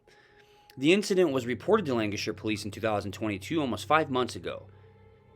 Since reporting it, we have had nothing back from the Lancashire police. There has been no contact, no statements taken, no investigation. So they don't take the contract killing seriously. The dude actually has to call the police back a second time, and then they lie and said they tried to call him. And if they did, why wouldn't they go check on his welfare, okay? And here, this guy's about to have his bike blown up and his wife raped. And it's not about how legitimate or is the threat serious. Police have to look into everything. It's their job. Okay? So this is the police crime commissioner. Surely he'll step in and do the right thing, right? Since reporting it, they've heard nothing back. It also reported it to the police and crime commissioner, Andrew Snowden. He made a public post that if anyone had any issues with the Lancashire police failing to investigate crimes, to get in touch with him. You know, this is all the public image, the way he wants you to think he does his job. And I've shown over and over he doesn't. I contacted him and he has ignored all emails requesting to meet with him to discuss these issues. Instead, he gets his lapdog, Ian Dixon, to write me excuse letters. And I've seen them. They're default. They're generic, right? I'm not going to read all this. This is the supposed threat. Next time I see you, Paul, you're getting tied up to a lamppost. No, it's not Paul Ansell, but I just thought it was interesting, right? Okay, so another note on this. I was watching a Lancashire police video last night, and they're interviewing new officers or cadets, whatever you call them, right? It's just 4 months ago, and look what's on the table. You know, baseball caps. You look in all the pictures, they're wearing baseball caps. Where the hell are these $40,000 old scrap traditional hats? This whole thing was a scheme for $40,000 between the constable and Snowden. It's clear, right? Remember, he made $2.27 million in the final budget, although his salary is $100,000. Okay? And the thing is, like I told you, the budget has amassed to $391 million for this year. Wonder how much money he's going to make this year. Dude's probably driving a Bugatti. Another one. Innocent elderly man arrested in Lancashire police blunder. This is November 2022. An elderly man was arrested in a case of mistaken identity and forced to make 2 trips to a court on the other side of the county before the blunder was discovered. The individual's name was due to stand in trial in Luton, accused of fraud. But an 88-year-old retired bus driver with the same name was actually arrested in Lancashire. Always in Lancashire, okay? A judge has written to the Chief Constable, Rowley, of Lancashire Police to demand answers. The man was held by officers and later had to make 2 journeys to Luton Crown Court. Fingerprints checks then discovered he was the wrong person. Judge David Farrell, KC, said he would be writing to Chief Constable Chris Rowley to ask why an innocent man was detained when a single fingerprint check would have established he was not the suspect. Lancashire Police has been asked to comment, and of course they haven't, right? Just like the botched vulnerabilities presser, and they put the, smug image of them smiling, they don't have to answer to anything. Snowden, they predicted the crime, they don't have to answer to anything. If you can't see how corrupt these guys are, it's not even, and it's not, no, okay, it's not just incompetence, okay? This is intentional, deliberate. These two are working together, okay? Just like the Truman Show, you lose Jim Carrey and Truman leaving the set, you lose all the money. So if Paul has any awareness of this type of money scheming going on, whether it be drugs, whether it be what have you, okay, they can't risk nailing him, because then everything comes undone, which in turn will wreck the entire integrity of their investigation against him, and then they'll be left off the dry. You get what I'm saying? So they bring Becky in to kind of mold this image. Meanwhile, they can expend all these money and these resources, so Snowden just looks like he's 50% increase in the rest of, serious crime. Get out of here. None of those numbers are true. This is so... That Lancashire area is so corrupt. Now, let's take a look at this photo here. To me, this is a very powerful photo. There's a lot here. Let us be with Nikki for a moment. Her eyes, her world, her perspective, right? Her thoughts. You see the Christmas tree in the background. So what, December-ish, January, This was a Facebook post that shortly after she went missing was removed. So, wonder why something like this would be removed, right? So, now I know there will be a bunch of yahoos out there who want to comment and say, that's not a bruise, it's a lighting issue, the way the color, blah, blah, blah. Don't waste your time. Again, in my opinion, in my eyes, that is clear and definitively a bruise. Okay? I realize she has hair there going over and around the back, right? But if you look at the flow of the hair and you really look at it really up close, that's not her hair, okay? And if you look even closer at the skin, if you're going from right to left, you have the purple bluish coloring. But if you look under as you go, there's like a yellow discoloration in the skin, which is typical of bruising, right? It's not just the blue and purple part, it extends beyond that, okay? Now, as Nikki, whom is clearly and likely aware and knows she has said visible bruise, really think about this. Why is she not doing anything to conceal it? Her hair. Why doesn't she turn the other way, right? If she's conscious about it. Or take the picture from the other side profile, right? Or have her hair loop around, or pull her jacket hood up there a little bit, right? There'd be numerous ways to hide it, but she's not afraid to show it, right? Let's take it one step further. From Nicola's psychology, remember, she elected to upload this picture to her Facebook and hit post. Do you think that she noticed that that was visible when she uploaded the picture? Of course. Why does she feel no reason to hide it? Now, in my opinion, this is the only way she could cry for help. Leave evidence. It's clear the police wouldn't have done anything. Hell, the domestic violence in the UK is bad enough the way it is. I was taken aback by looking at the numbers. And I just went over it with you with the Lancashire police. They don't look into, I'm going to blow your murder bike up, contract killing, I'm going to rape your wife. Like, they don't take anything seriously. Or they select and choose, right? Now, if a woman's complaining to an officer about assault, do you really think the way the Lancashire police and what I've showed you, do you think they'll take it seriously and do what they need to protect her? Well, they didn't, and that's why she's no longer with us, right? And then to believe that January 11th, the day after Louise called in for a drinking issue, she slipped and fell in the walking center. Okay, I don't have proof for this, but no, she didn't. No, she didn't. Like, that's just what you got to tell the doctor to be seen when you have an injury. It's classic, battered woman syndrome. I'm not saying that she has that, because I think she was in the process of leaving, whether reassessing her mortgage. She couldn't just up and leave and run away because of her daughters, right? She couldn't just leave for them. And if she did take her daughters and leave, then, what's going to happen? She had some type of fear, right?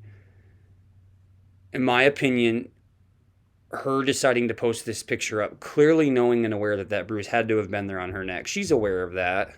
In my opinion, this is intentional by her. This is months before she went missing, everybody. Then I remember there was a friend. I don't have a copy on it on this hard drive. I think Nadia was the name. But she had posted, everybody remembers, if you need a place to sleep, I have a room cleared out for you, if you don't feel safe. Now that's been deleted, and the friend apparently has recanted and kind of sings a different tune now. Are people afraid of Paul and his little posse? And I'm not saying you have no reason to be. If it's very clear that you do, the police aren't doing anything. The Facebook post. This is on the heels of the vulnerability thing. Nikki, we hope you're reading this and know that we love you so much and your girls want to cuddle. We all need you home. You can reach out to us or you can contact missingpeople.org. Don't be scared. We all love you so very much. See, I always said this in my other video, that this was weird. Or you can contact missing people. Like, if I have someone in my family missing, I would never say that. Just because, why would I mean, that just shows there's a reason why she would have preference or maybe would prefer an alternative to talking to those who love her. Instead, I'm going to choose missingpeople.org. Well, yeah, because in this message, they just revealed everything that was about her, the vulnerabilities and all that, And this is, the thing is, they predicted the day she would be found. This is hokey. Because she wasn't alive. And when people say, imagine if she would have seen those posts. They knew she was no longer with us. That's why they didn't fear posting it. Don't be scared. Why would she be scared? Right? Now, what I'm going to say here, I do not typically do this or would never do such, as I often like to 100% show validation and proof for what I have to say. However, in this case, I can't do that because I'm going to respect privacy and the seriousness of this situation, right? So, who has said what, where I got it, what the direct relationship or vicinity is, I can't clarify absolutely out of respect for these people, okay? I hope you understand that. You're just going to have to take trust with me, all right? Understanding how the Lancashire police handle their sense of urgency towards, like I said, the contract killing, bike being blown up, rape threat versus wife. Who would really trust that they would take reports of domestic violence seriously? The UK has a misogyny problem, especially with women crimes. It's so bad. In the West Lancashire district, domestic violence rates are absolutely way above what they should be. So to me, that picture of Nicola is so profound. I've already explained it, but this is her one way to speak. You don't think she was aware that that's visible? She decided to upload it and hit post. It's intentional. It's if anything ever happens, that's what it is. Now, why don't we have a police force in this case and situation that can acknowledge things like this and do what's right? And that's why I'm going to share what I'm about to share, these little things, right? In my opinion, it's her showing the world and leaving a snapshot into her reality. So I've decided to share a few things from pretty legitimate sources, I guess you can say. And if nothing is done and it gets to the point that I have to show everything that I have, because I have some more pretty serious proof, then I will. I don't want to have to, but I will. Okay. There is a lot of deleting and erasing and stuff. You know, everybody knows that in this case, right? There's this man that on Facebook, I can show you here, I was talking to, was trying his best to get the info all over social media in regards to Paul's treatment of Nicola, okay? It's how they got talking. He said whenever he was posting about Paul knocking Nikki around, i.e. newspaper reports or directly to the police or on police pages, his comments were completely disappearing and deleted. He said his mate gave the police his Ring doorbell footage of Nikki running away from him, Paul, and grabbing her, arm yanking her back, and the police didn't even get back to him. Well, doesn't that sound a lot like what I showed you just a little bit ago? Don't worry about contacting Andrew Snowden about it not being investigated, because he's clearly concrete, ain't gonna do anything. And then there's this other one which has been around for a while, which, you know, I don't know how valid it is, but at this point, yes, we saw Paul walking Willow at 10:30 p.m. last night down the same lane. This is the day after she was found. He had big bags with him on his back, holding Willow, but his daughter was with him for a strange reason, which is always weird to me and why I've never really taken it that seriously. But why was he in that area walking around at nighttime with bags, you know? Seriously.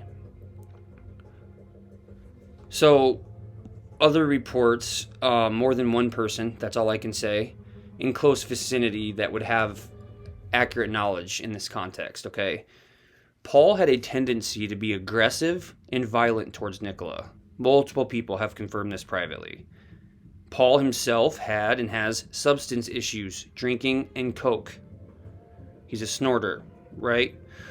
One recall, Nicola and Paul were out together, and Nicola had made a comment in regards to, you know, maybe him hitting his limit or having too much to drink.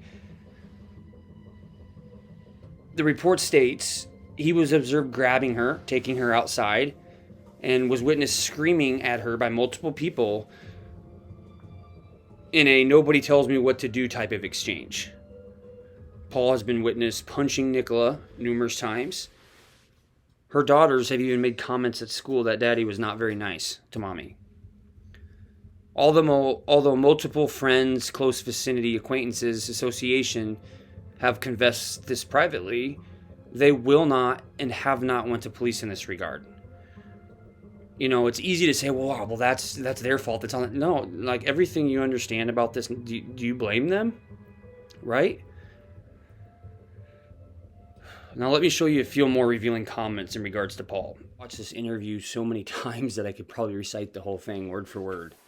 No, not really, but watched it enough times to where when I'm off doing something else, that I can think through the sequence of what he says and be able to be like, yeah, that doesn't make sense, okay? So let's go ahead. Here he's going to make another reality TV show reference. It just doesn't feel real, kind of like the Truman Show. This is the kind of thing that you see on the telly in dramas and stuff like that. So all I can do is be as strong as I can so that they don't see the level of like worry on my face. Reassure them as much as I can with, with what. The level of worry on his face. What we know, which isn't much. I think for the vast majority of people watching on, Nikki is a face on a poster at the moment. Tell us a bit about her. What's she like? See, this becomes a pattern.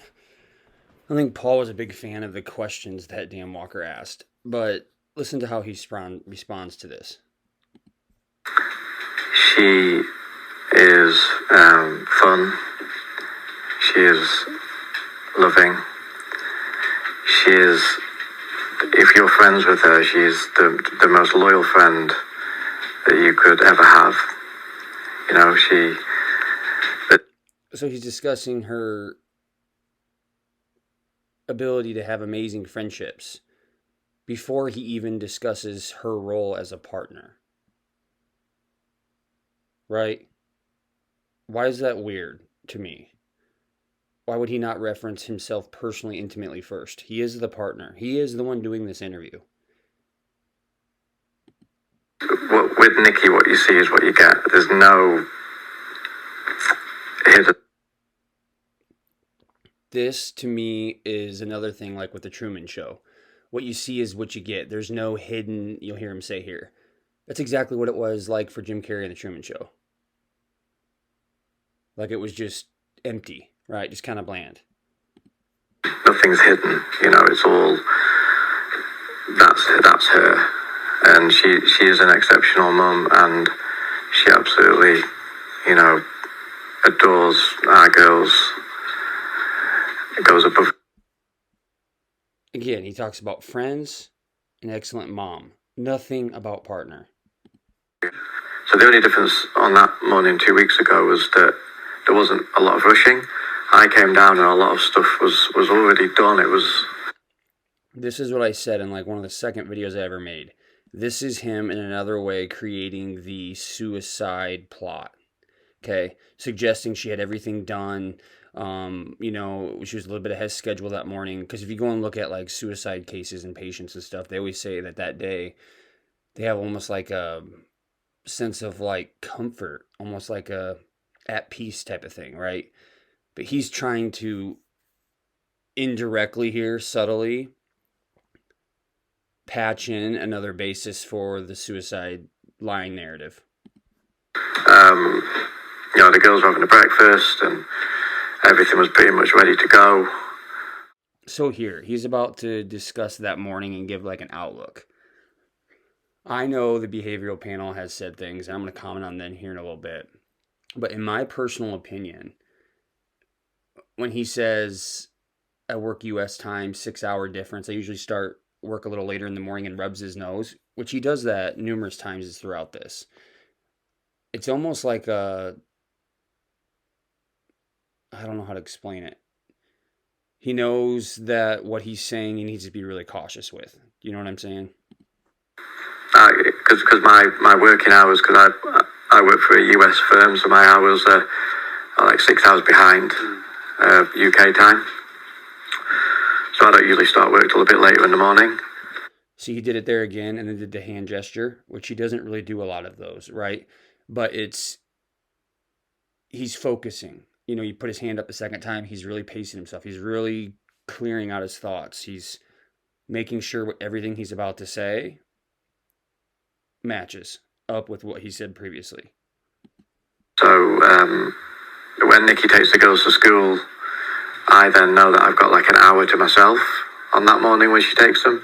So I always quite look forward to that, because I wave them off and then I go in the house and I put the kettle on, make a cup of tea, and I think, right, I've got an hour. Bit of peace. So at what point are you thinking something's not right here? When did it feel, where's Nikki? At what point did that kick in? So she's usually back like 9:45 average, 10 o'clock, push. So I'd gone up into the office at 10, thinking it. Okay, so what was he doing before he went up to the office? I think that CCTV camera footage that his male friend, who seems to be a player in this because he gave the CCTV to Grizzly, but I believe that like the Truman Show is manipulated.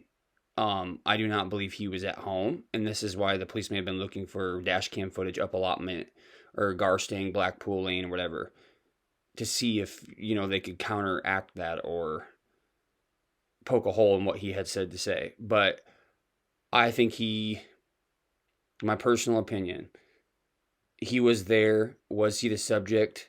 Grabbed her and detained her right by the caravan park, and then took her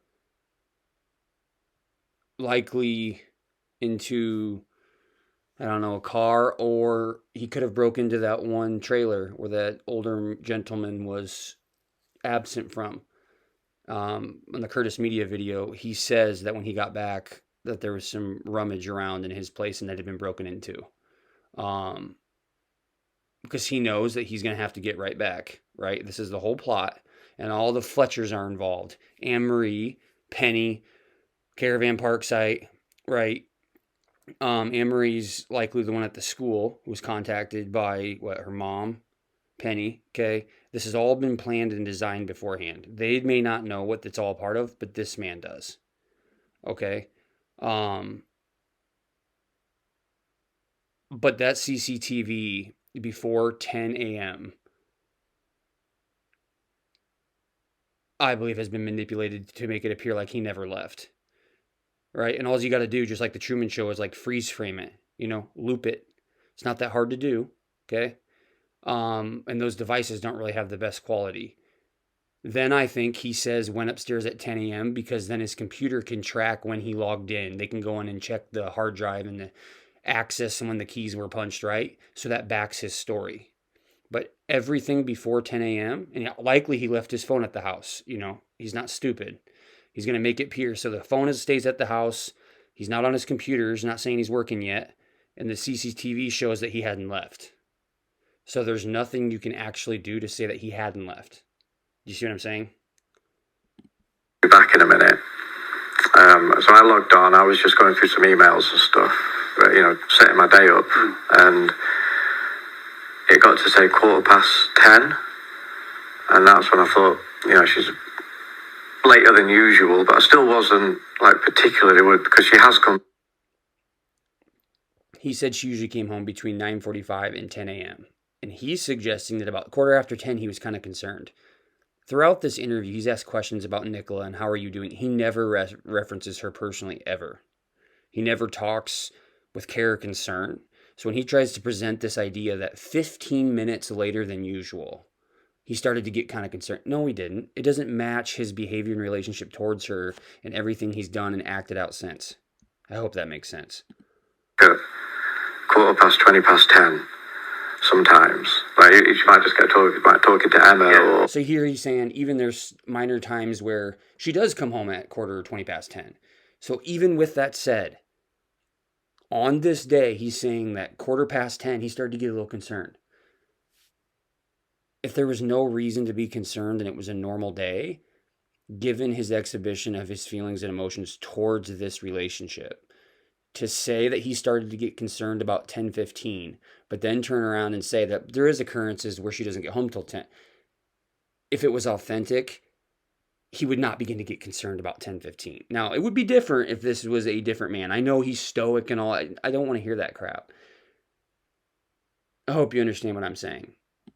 On a dog walk, yeah, or anybody. So, it's not often, but she has got back at about 10:15, 20:10.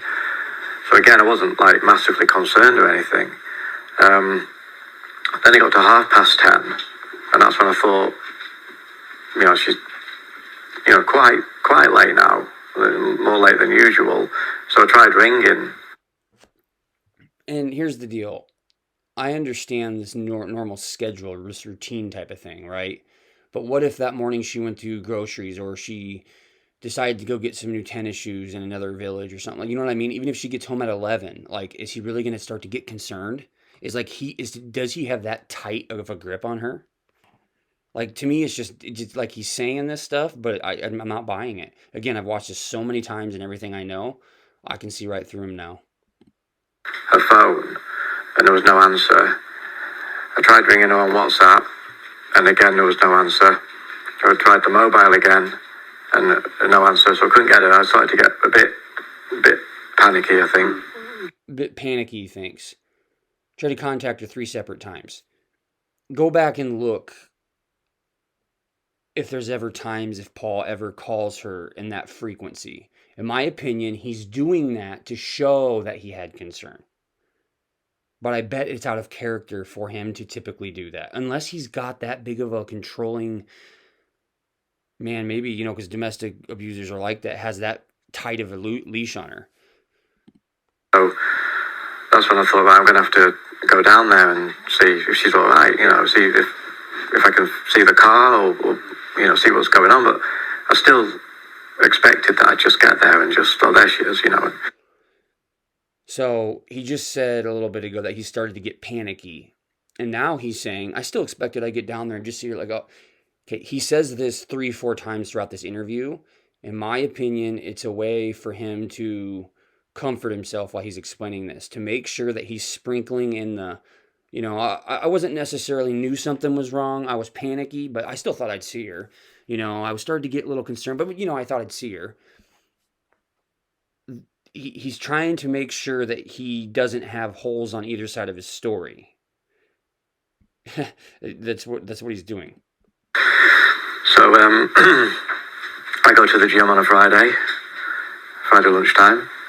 So, and this gym thing. This is where I think he is justifying why he has a change of clothes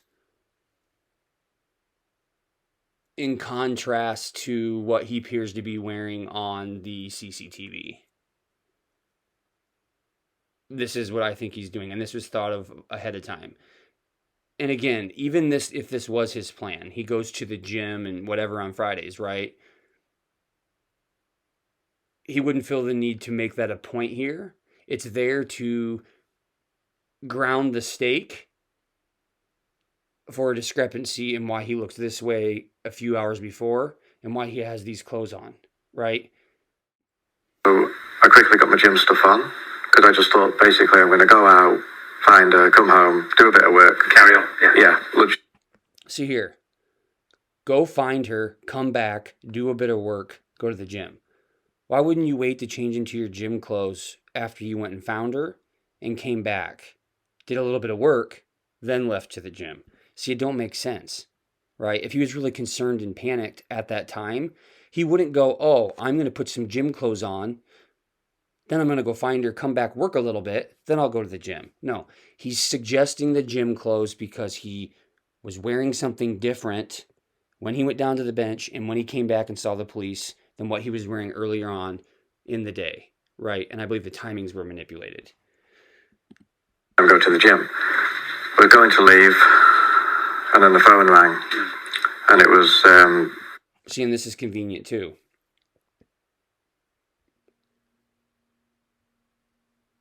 As he's getting ready to leave, concerned because he hasn't been able to get a hold of her, the phone just miraculously rings. From the school, which is Anne-Marie Fletcher, who's Penny's daughter, who's the one who found Willow, roped him up. Okay? Didn't hear the scream. It's all connected. It's all connected. It was the school, and it was the receptionist at school, and she said, Mr. Ansell, it's a bit of a weird one. Willow.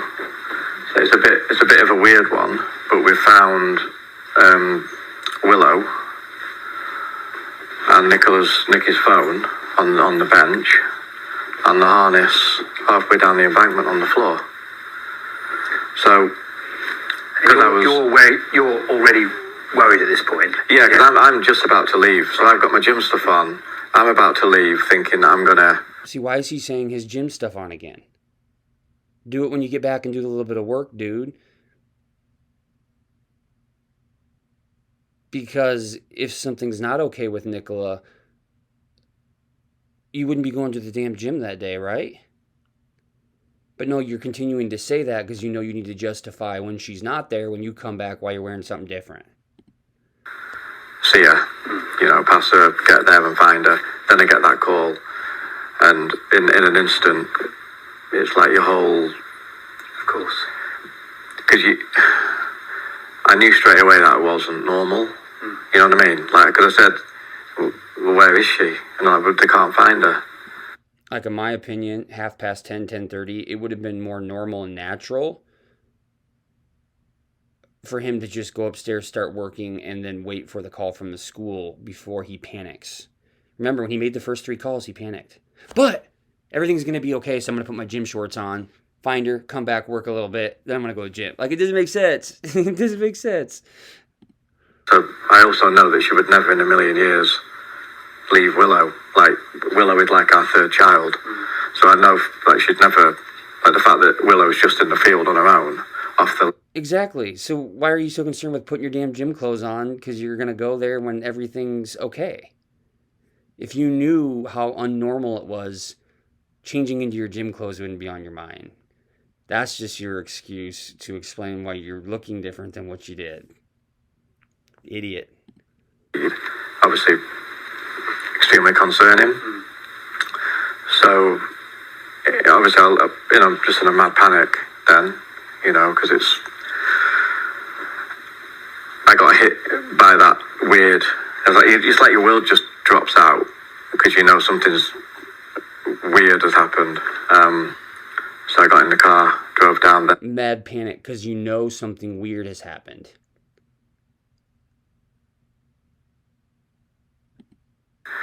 Ran down the river to where the bench is. Somebody had Willow, and obviously there was a few other dog walkers there and stuff like that. Handed me Willow. Somebody had Willow. Okay, so Penny tied Willow up, and then someone came and untied him and held him until Paul got there. That's interesting, because that doesn't match what the truth is. Give me Nikki's phone. I still expected, obviously, to just have a look around, and well, there she is, or there she is. So, we're all... Mad panic. I still expect to find her. See, he's making sure he balances out what he's saying, so that you can't. Jeez. I'm like walking off into the field that way, like looking around the corners, looking over the hedge, looking over the stile, and And I have a picture here of a board by the stile. This is like within the first week of it happening, and the board's broke. Why was that never a line of inquiry? Maybe it wasn't. Maybe it was broken the day before or a couple days before, Nicola. But the thing is why wouldn't you look into that as something suspicious? But they say, nope, there's never been a single sign. And then Paul here is going to talk about his exchange of he dialed 999 on the way down there, the police, to kind of let them know. They called him back or whatever, and then he got back. And if you listen really closely, the story doesn't make sense, and I'll explain. Nothing. But I'd rung 999 on the way, because I obviously knew something was wrong. See, now you're noticing the swerving he's doing. The mad panic, still expected to find her. I was looking over here, gym clothes, and go to the gym, come back, work.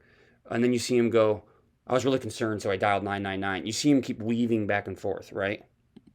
So the police rang me then, while I was at the... Okay. He dialed, so about sometime between 10:30 and 10:50.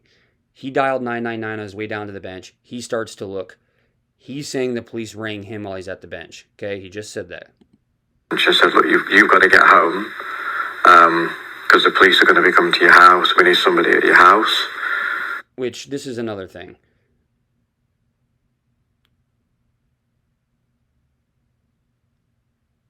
How did the police already know what the issue was? Because he called 999 on his way down there as a concern. They're calling him back and saying, we need somebody at your house. We need to meet you at your house. Why were they already doing that? To me, it's weird. And then they allow Paul to take Willow back, to the house. He brings it back. Now, in my opinion, the first investigation, I would leave the dog down there, obviously under someone's care. But see if the dog reacts. I mean, you're never going to get the golden hour, they say. There's nothing more important. Allowing him to take Willow out of there, it wasn't oh gosh, it just wasn't good. I think you could have gotten something out of Willow there, right? It's interesting how they're asking him to go back to the house, right? Why isn't the immediate focus on where she went missing? Because if it was a real authentic story, harness phone, gosh, we don't know where she's went. We need someone at your house. What if she's 3/4 of a mile down the river, and if someone gets to her within the next 90 minutes, maybe she can survive? Why are they having him go back to the house? This is where I'm telling you, everybody involved in this entire case knew how everything was going to play out the rest of the way. They predicted the 23rd day. They focused on the working hypothesis in the river. It never shifted. Peter kind of caused problems because he didn't have the script, right? That's what you can see, right? The whole thing was a facade to the public, right? They're pumping funding and money and all this, and then you have Snowden, who's supposed to be impartial, just lying and preempting saying he's not trying to preempt, but he in fact was preempting everything. Like, oh man. You get home, the police are on the way there. So I'd rung the police at like, I think about 10 to 11. See, this is 10:50. So he rung the police. It doesn't make sense. He dialed 999 when he was on his way down to the bench. Then he said while he was at the bench, the police rung him and told him he needs to get home. He just said that. So now he's saying, I phoned the police at 10 to 11, which is 10:50. So from 10:30 to 10:50, he's saying he dialed 999 on his way down to the bench, did what he did there, got Willow the phone, looked around this field, that field, then apparently took Willow and he's on his way back to Inskip, right? And then he phoned the police at 10 to 11. All within 20 minutes? What's Inskip away? How many miles? Can he do all of that in 20 minutes? Like, why is he phoning the police? They just told him to get back to his house.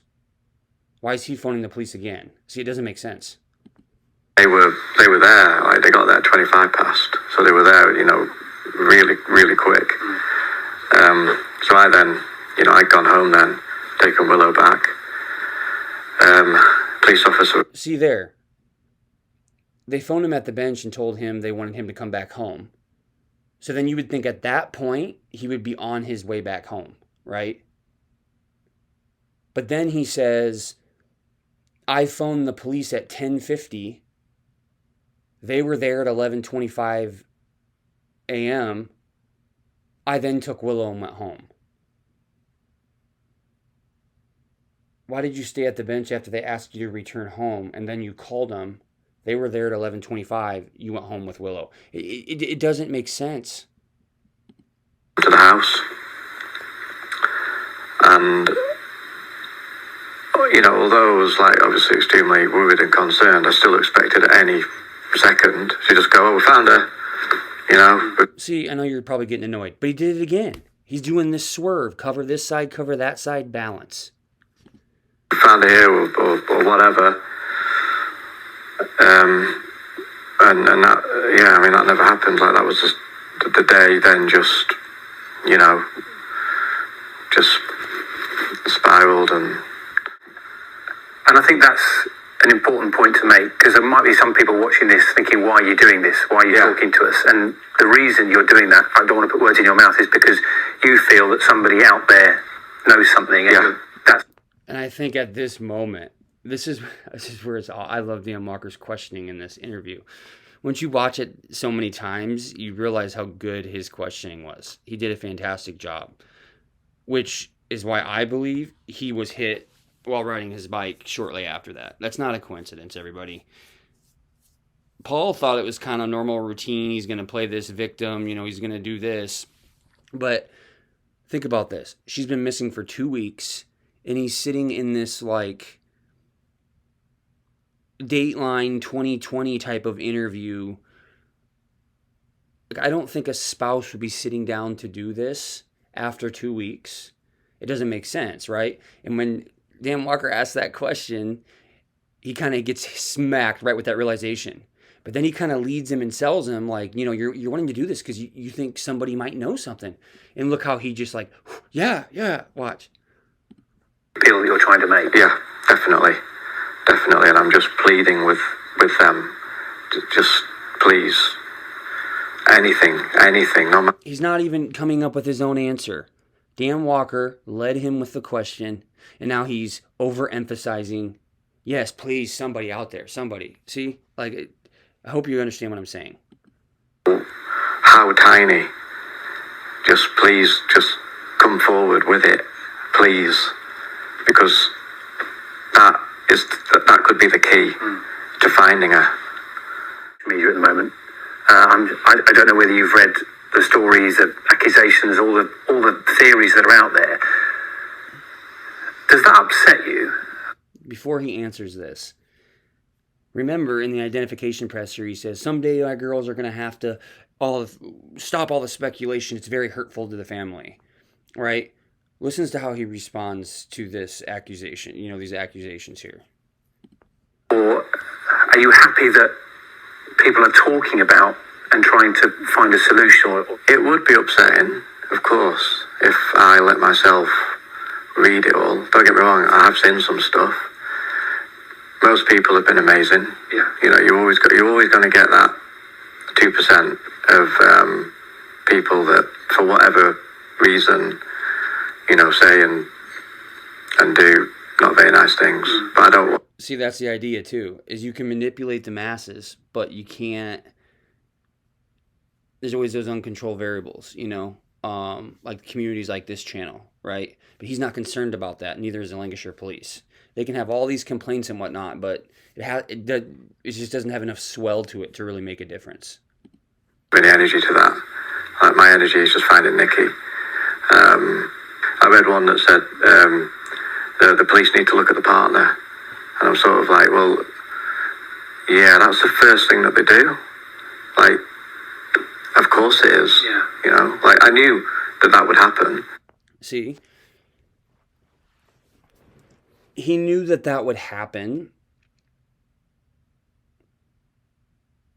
They had him go back to his house right away. And he's even saying they looked at him and they cleared him in the first day. Why aren't they just concerned about where Nicola could be? If she slipped into that water, they should have found her in the first couple of days. Why was he instantaneously, 20 minutes after calling 999 himself, having police wanting him back at his place in Inskip, and they're looking into him immediately as a suspect, and then they cleared him, all within that first couple hours? He's telling you that, right? But he already manipulated the CCTV. They had nothing else to go on. What do you do? On the first day. And you expect that, don't you? Yeah. I expected that. I said to them, do it and get that out of the way, and then focus on finding her. And focus on the rest of it. So that's exactly what we did. It was that was done, ruled out, obviously. And he just said, and that's exactly what we did. Who's we?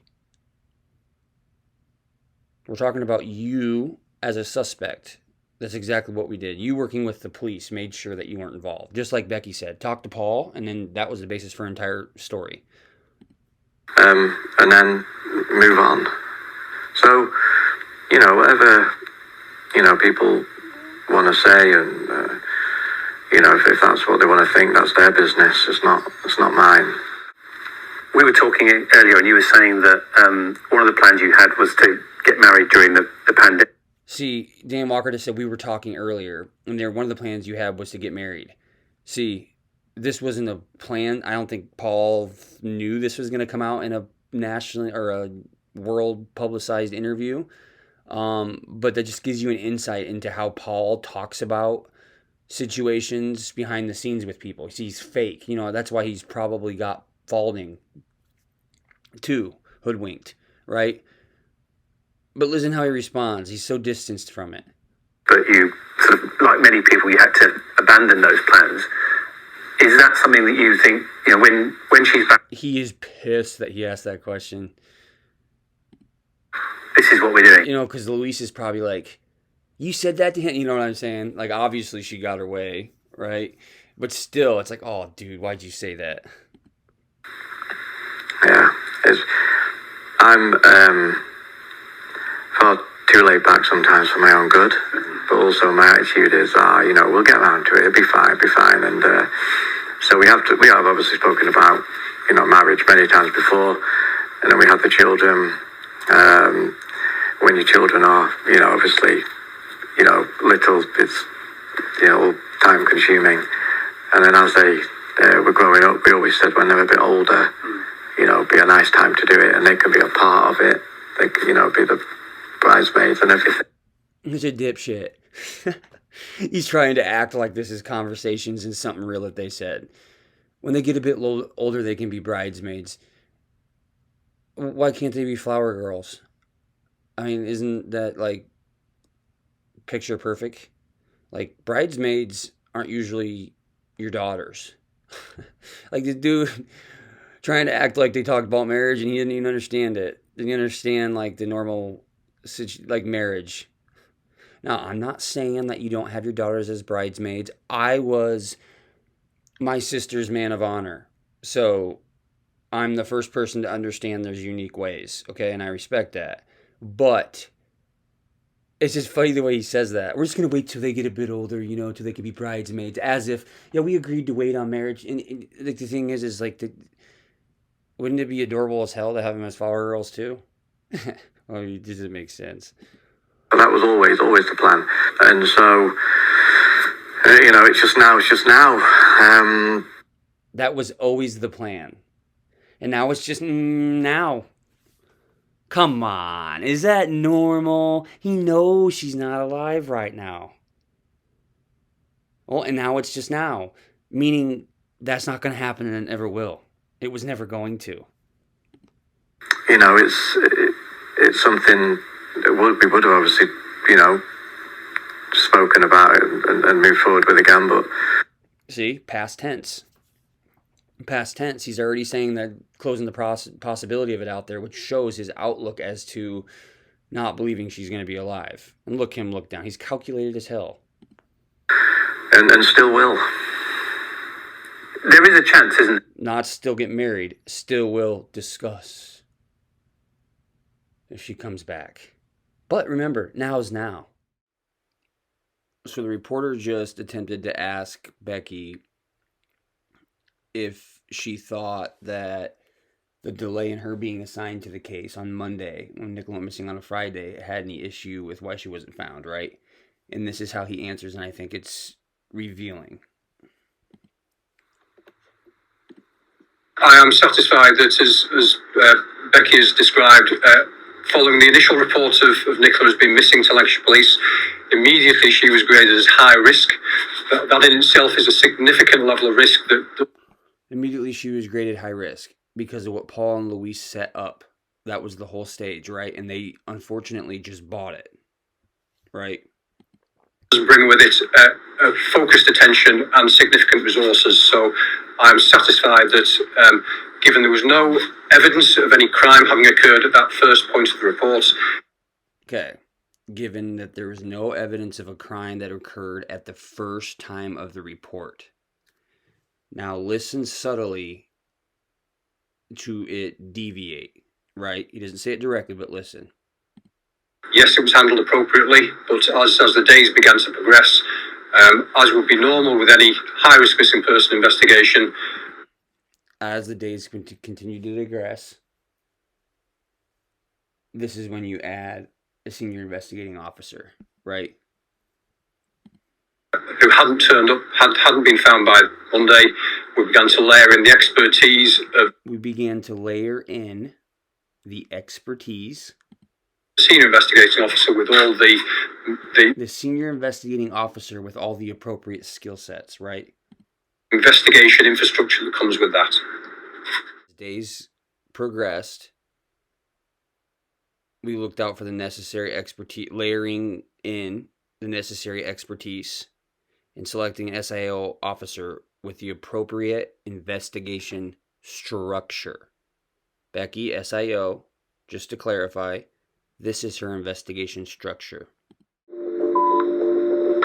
My name's Rebecca Smith. I am a Detective Chief Inspector with Lancashire Constabulary.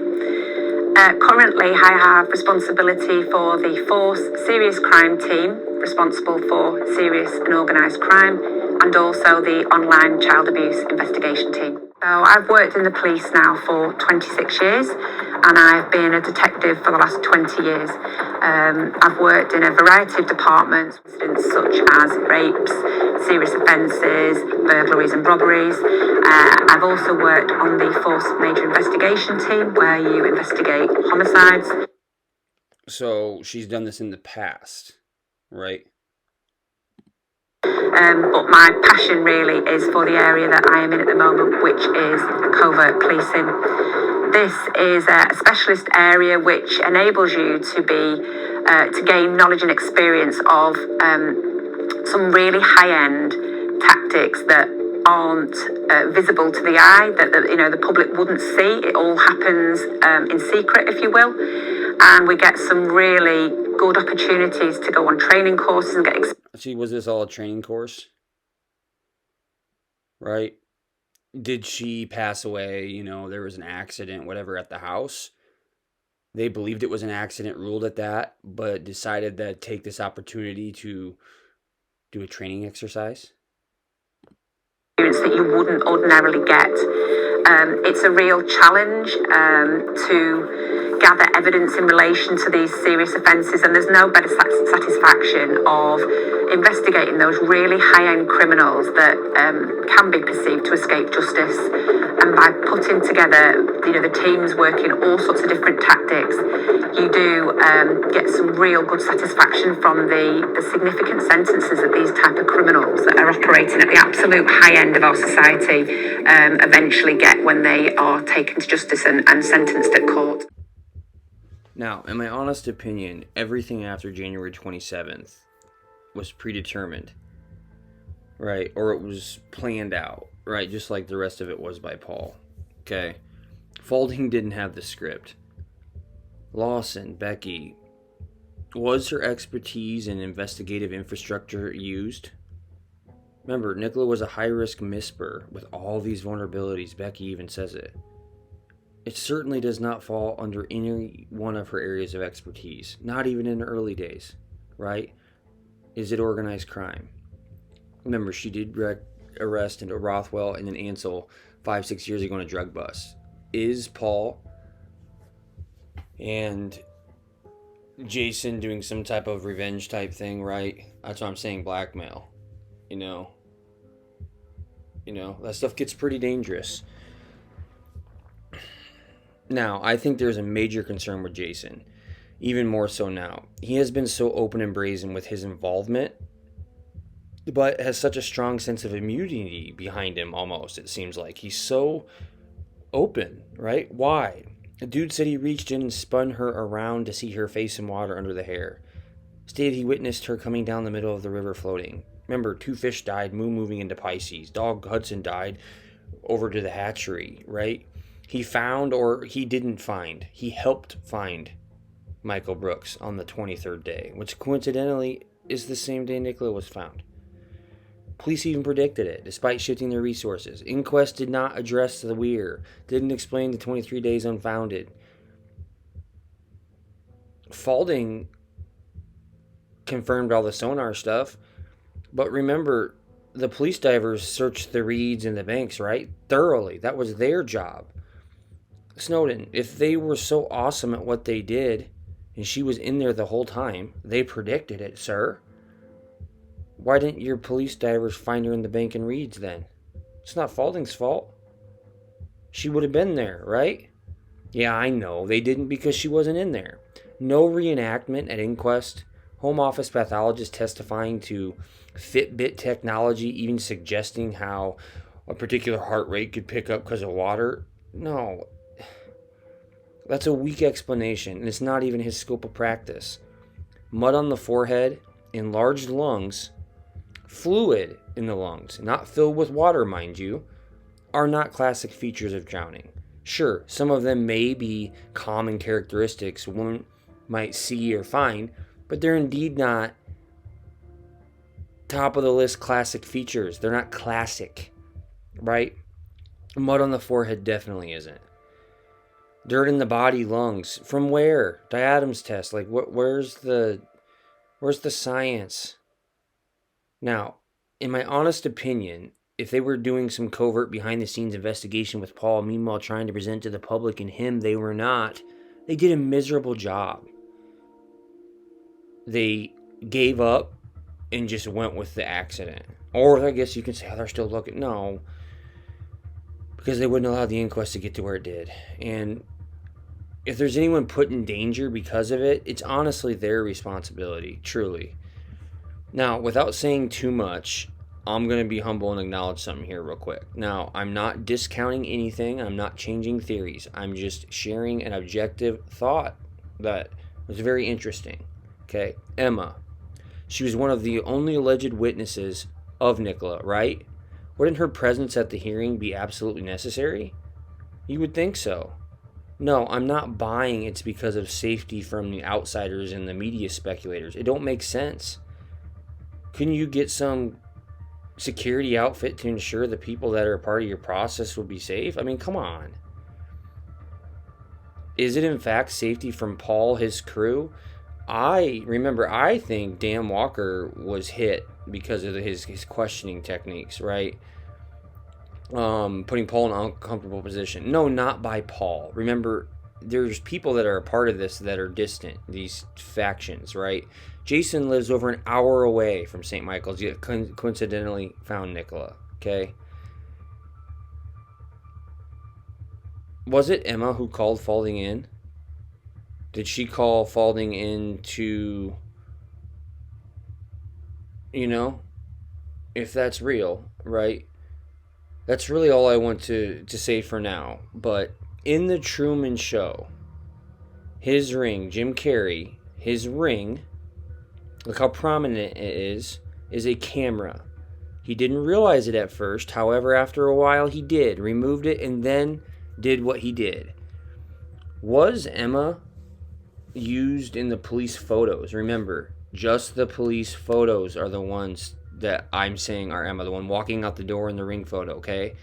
I have people all the time saying, I don't believe it's Emma in the video. It's not Emma in the video. I don't know how to explain it. It's only the ones the police released. So hear me out. Did they have Emma stage this with the ring as a subtle way to get Paul panicking? He sees the ring, the Truman watching you, and he sits there and thinks, that isn't the footage I gave the police. What the heck? That's not Nicola. I know it's not Nicola. He may not be able to discern exactly who it is, but it's not what he gave them. And this is all planned. It would drive him nuts. It would trip him out.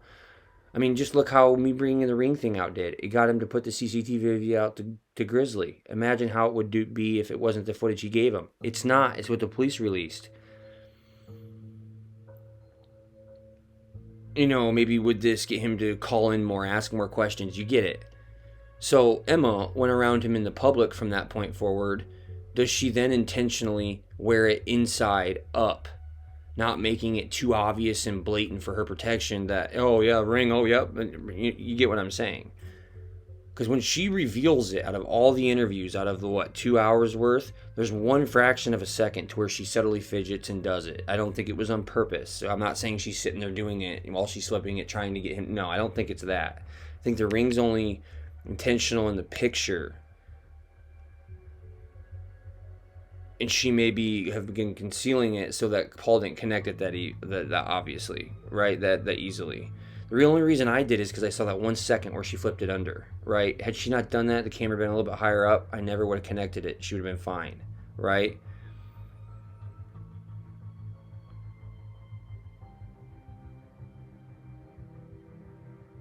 And then here I come and bring it all out, right? Revealing it. Paul reaches out to Grizzly, drops a CCTV. No, this is what I gave Nicola. This is what I gave him of Nicola that morning. This lets the world know and Emma know that he's aware of the discrepancies going on. He's aware of the speculation regarding Emma and this potential ring and her flipping it around. He's on to it, understands the play. Is it him doing this, warning, I see you back at Emma? He even says it wasn't Emma who handed those out. It was me. Yeah, it was him who gave it to the police.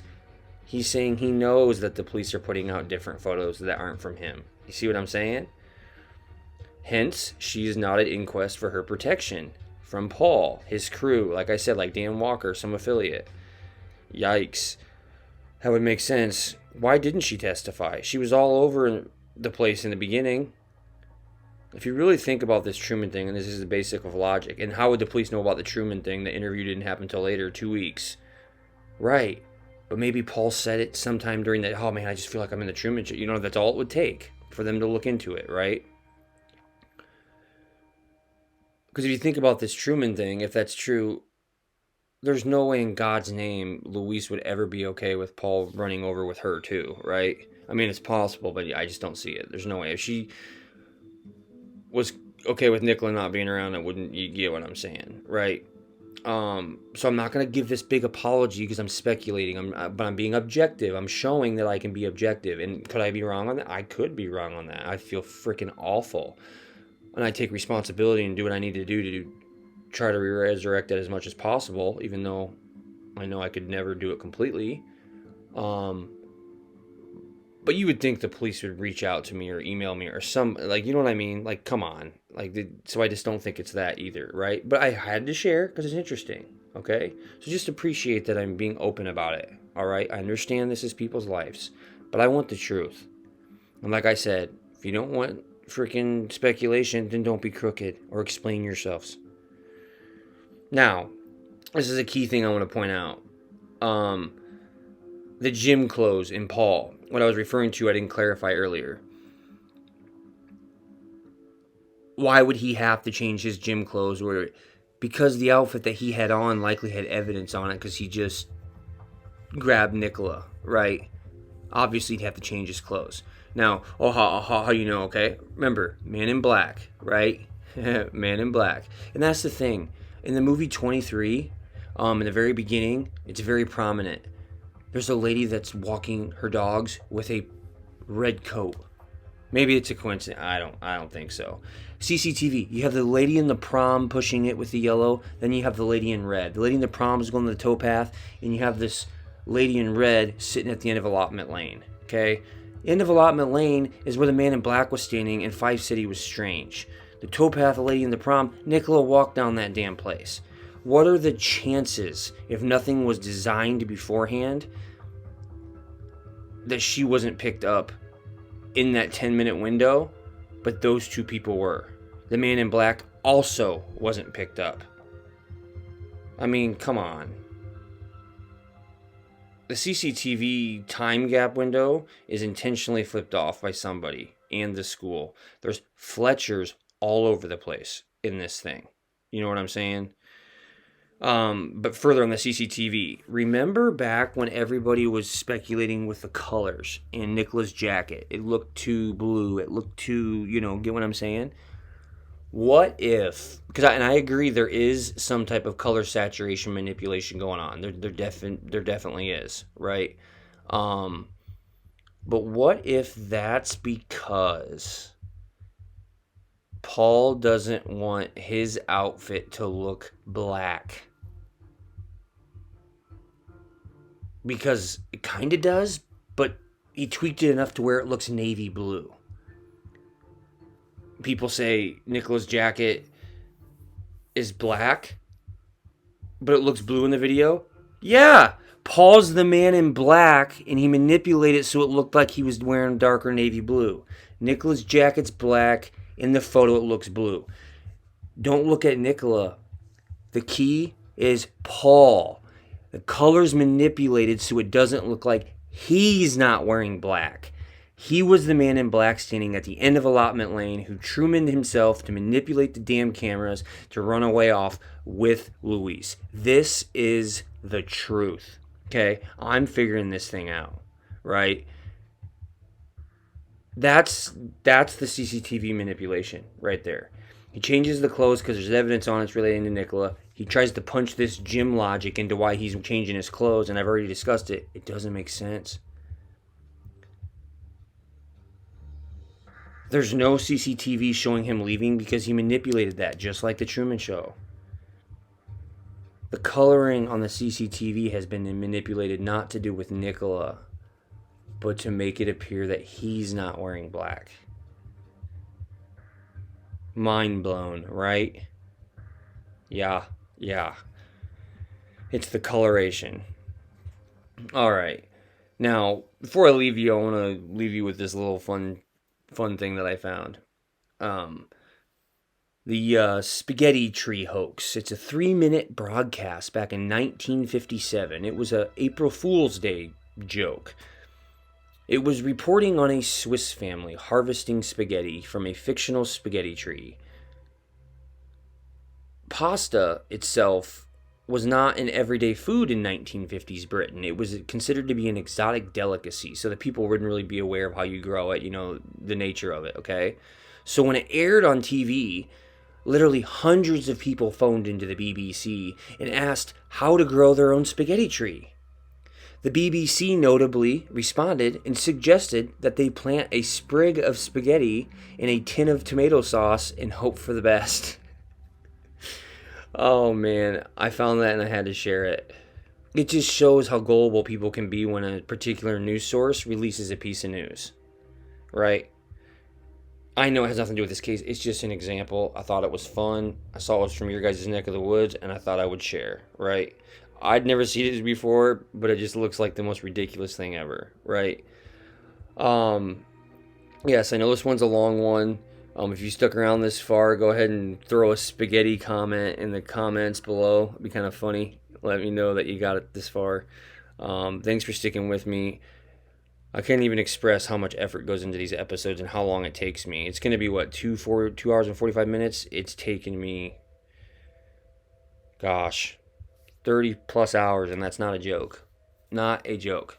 So, please, if you're not already, subscribe, like, share. I think I'm clearly showing this isn't about money earning for me, because just the length of this video isn't going to attract people, right? Hopefully we can keep the views up on this case. I hope it doesn't lose weight, but I think that I've figured out CCTV, Truman stuff. Shoot, maybe I'm wrong on Emma, and holy smokes, I'll do what I need to do on that. But hey, the police need to start taking some accountability for how whack they handled this, right? Why aren't they getting Paul? What the hell is stopping them? If there's blackmail going on, then what powers to be need to come in and do what they need to do? I know it's not that easy, but you can't lie, cover it up, and meanwhile expend all these significant resources and let your crime commissioner makes $100,000 a year walk away with $2.27 million. But yet the bonehead comes out and goes, the police predicted the day. Come on now. All right, everybody. Until next time, mind juice out.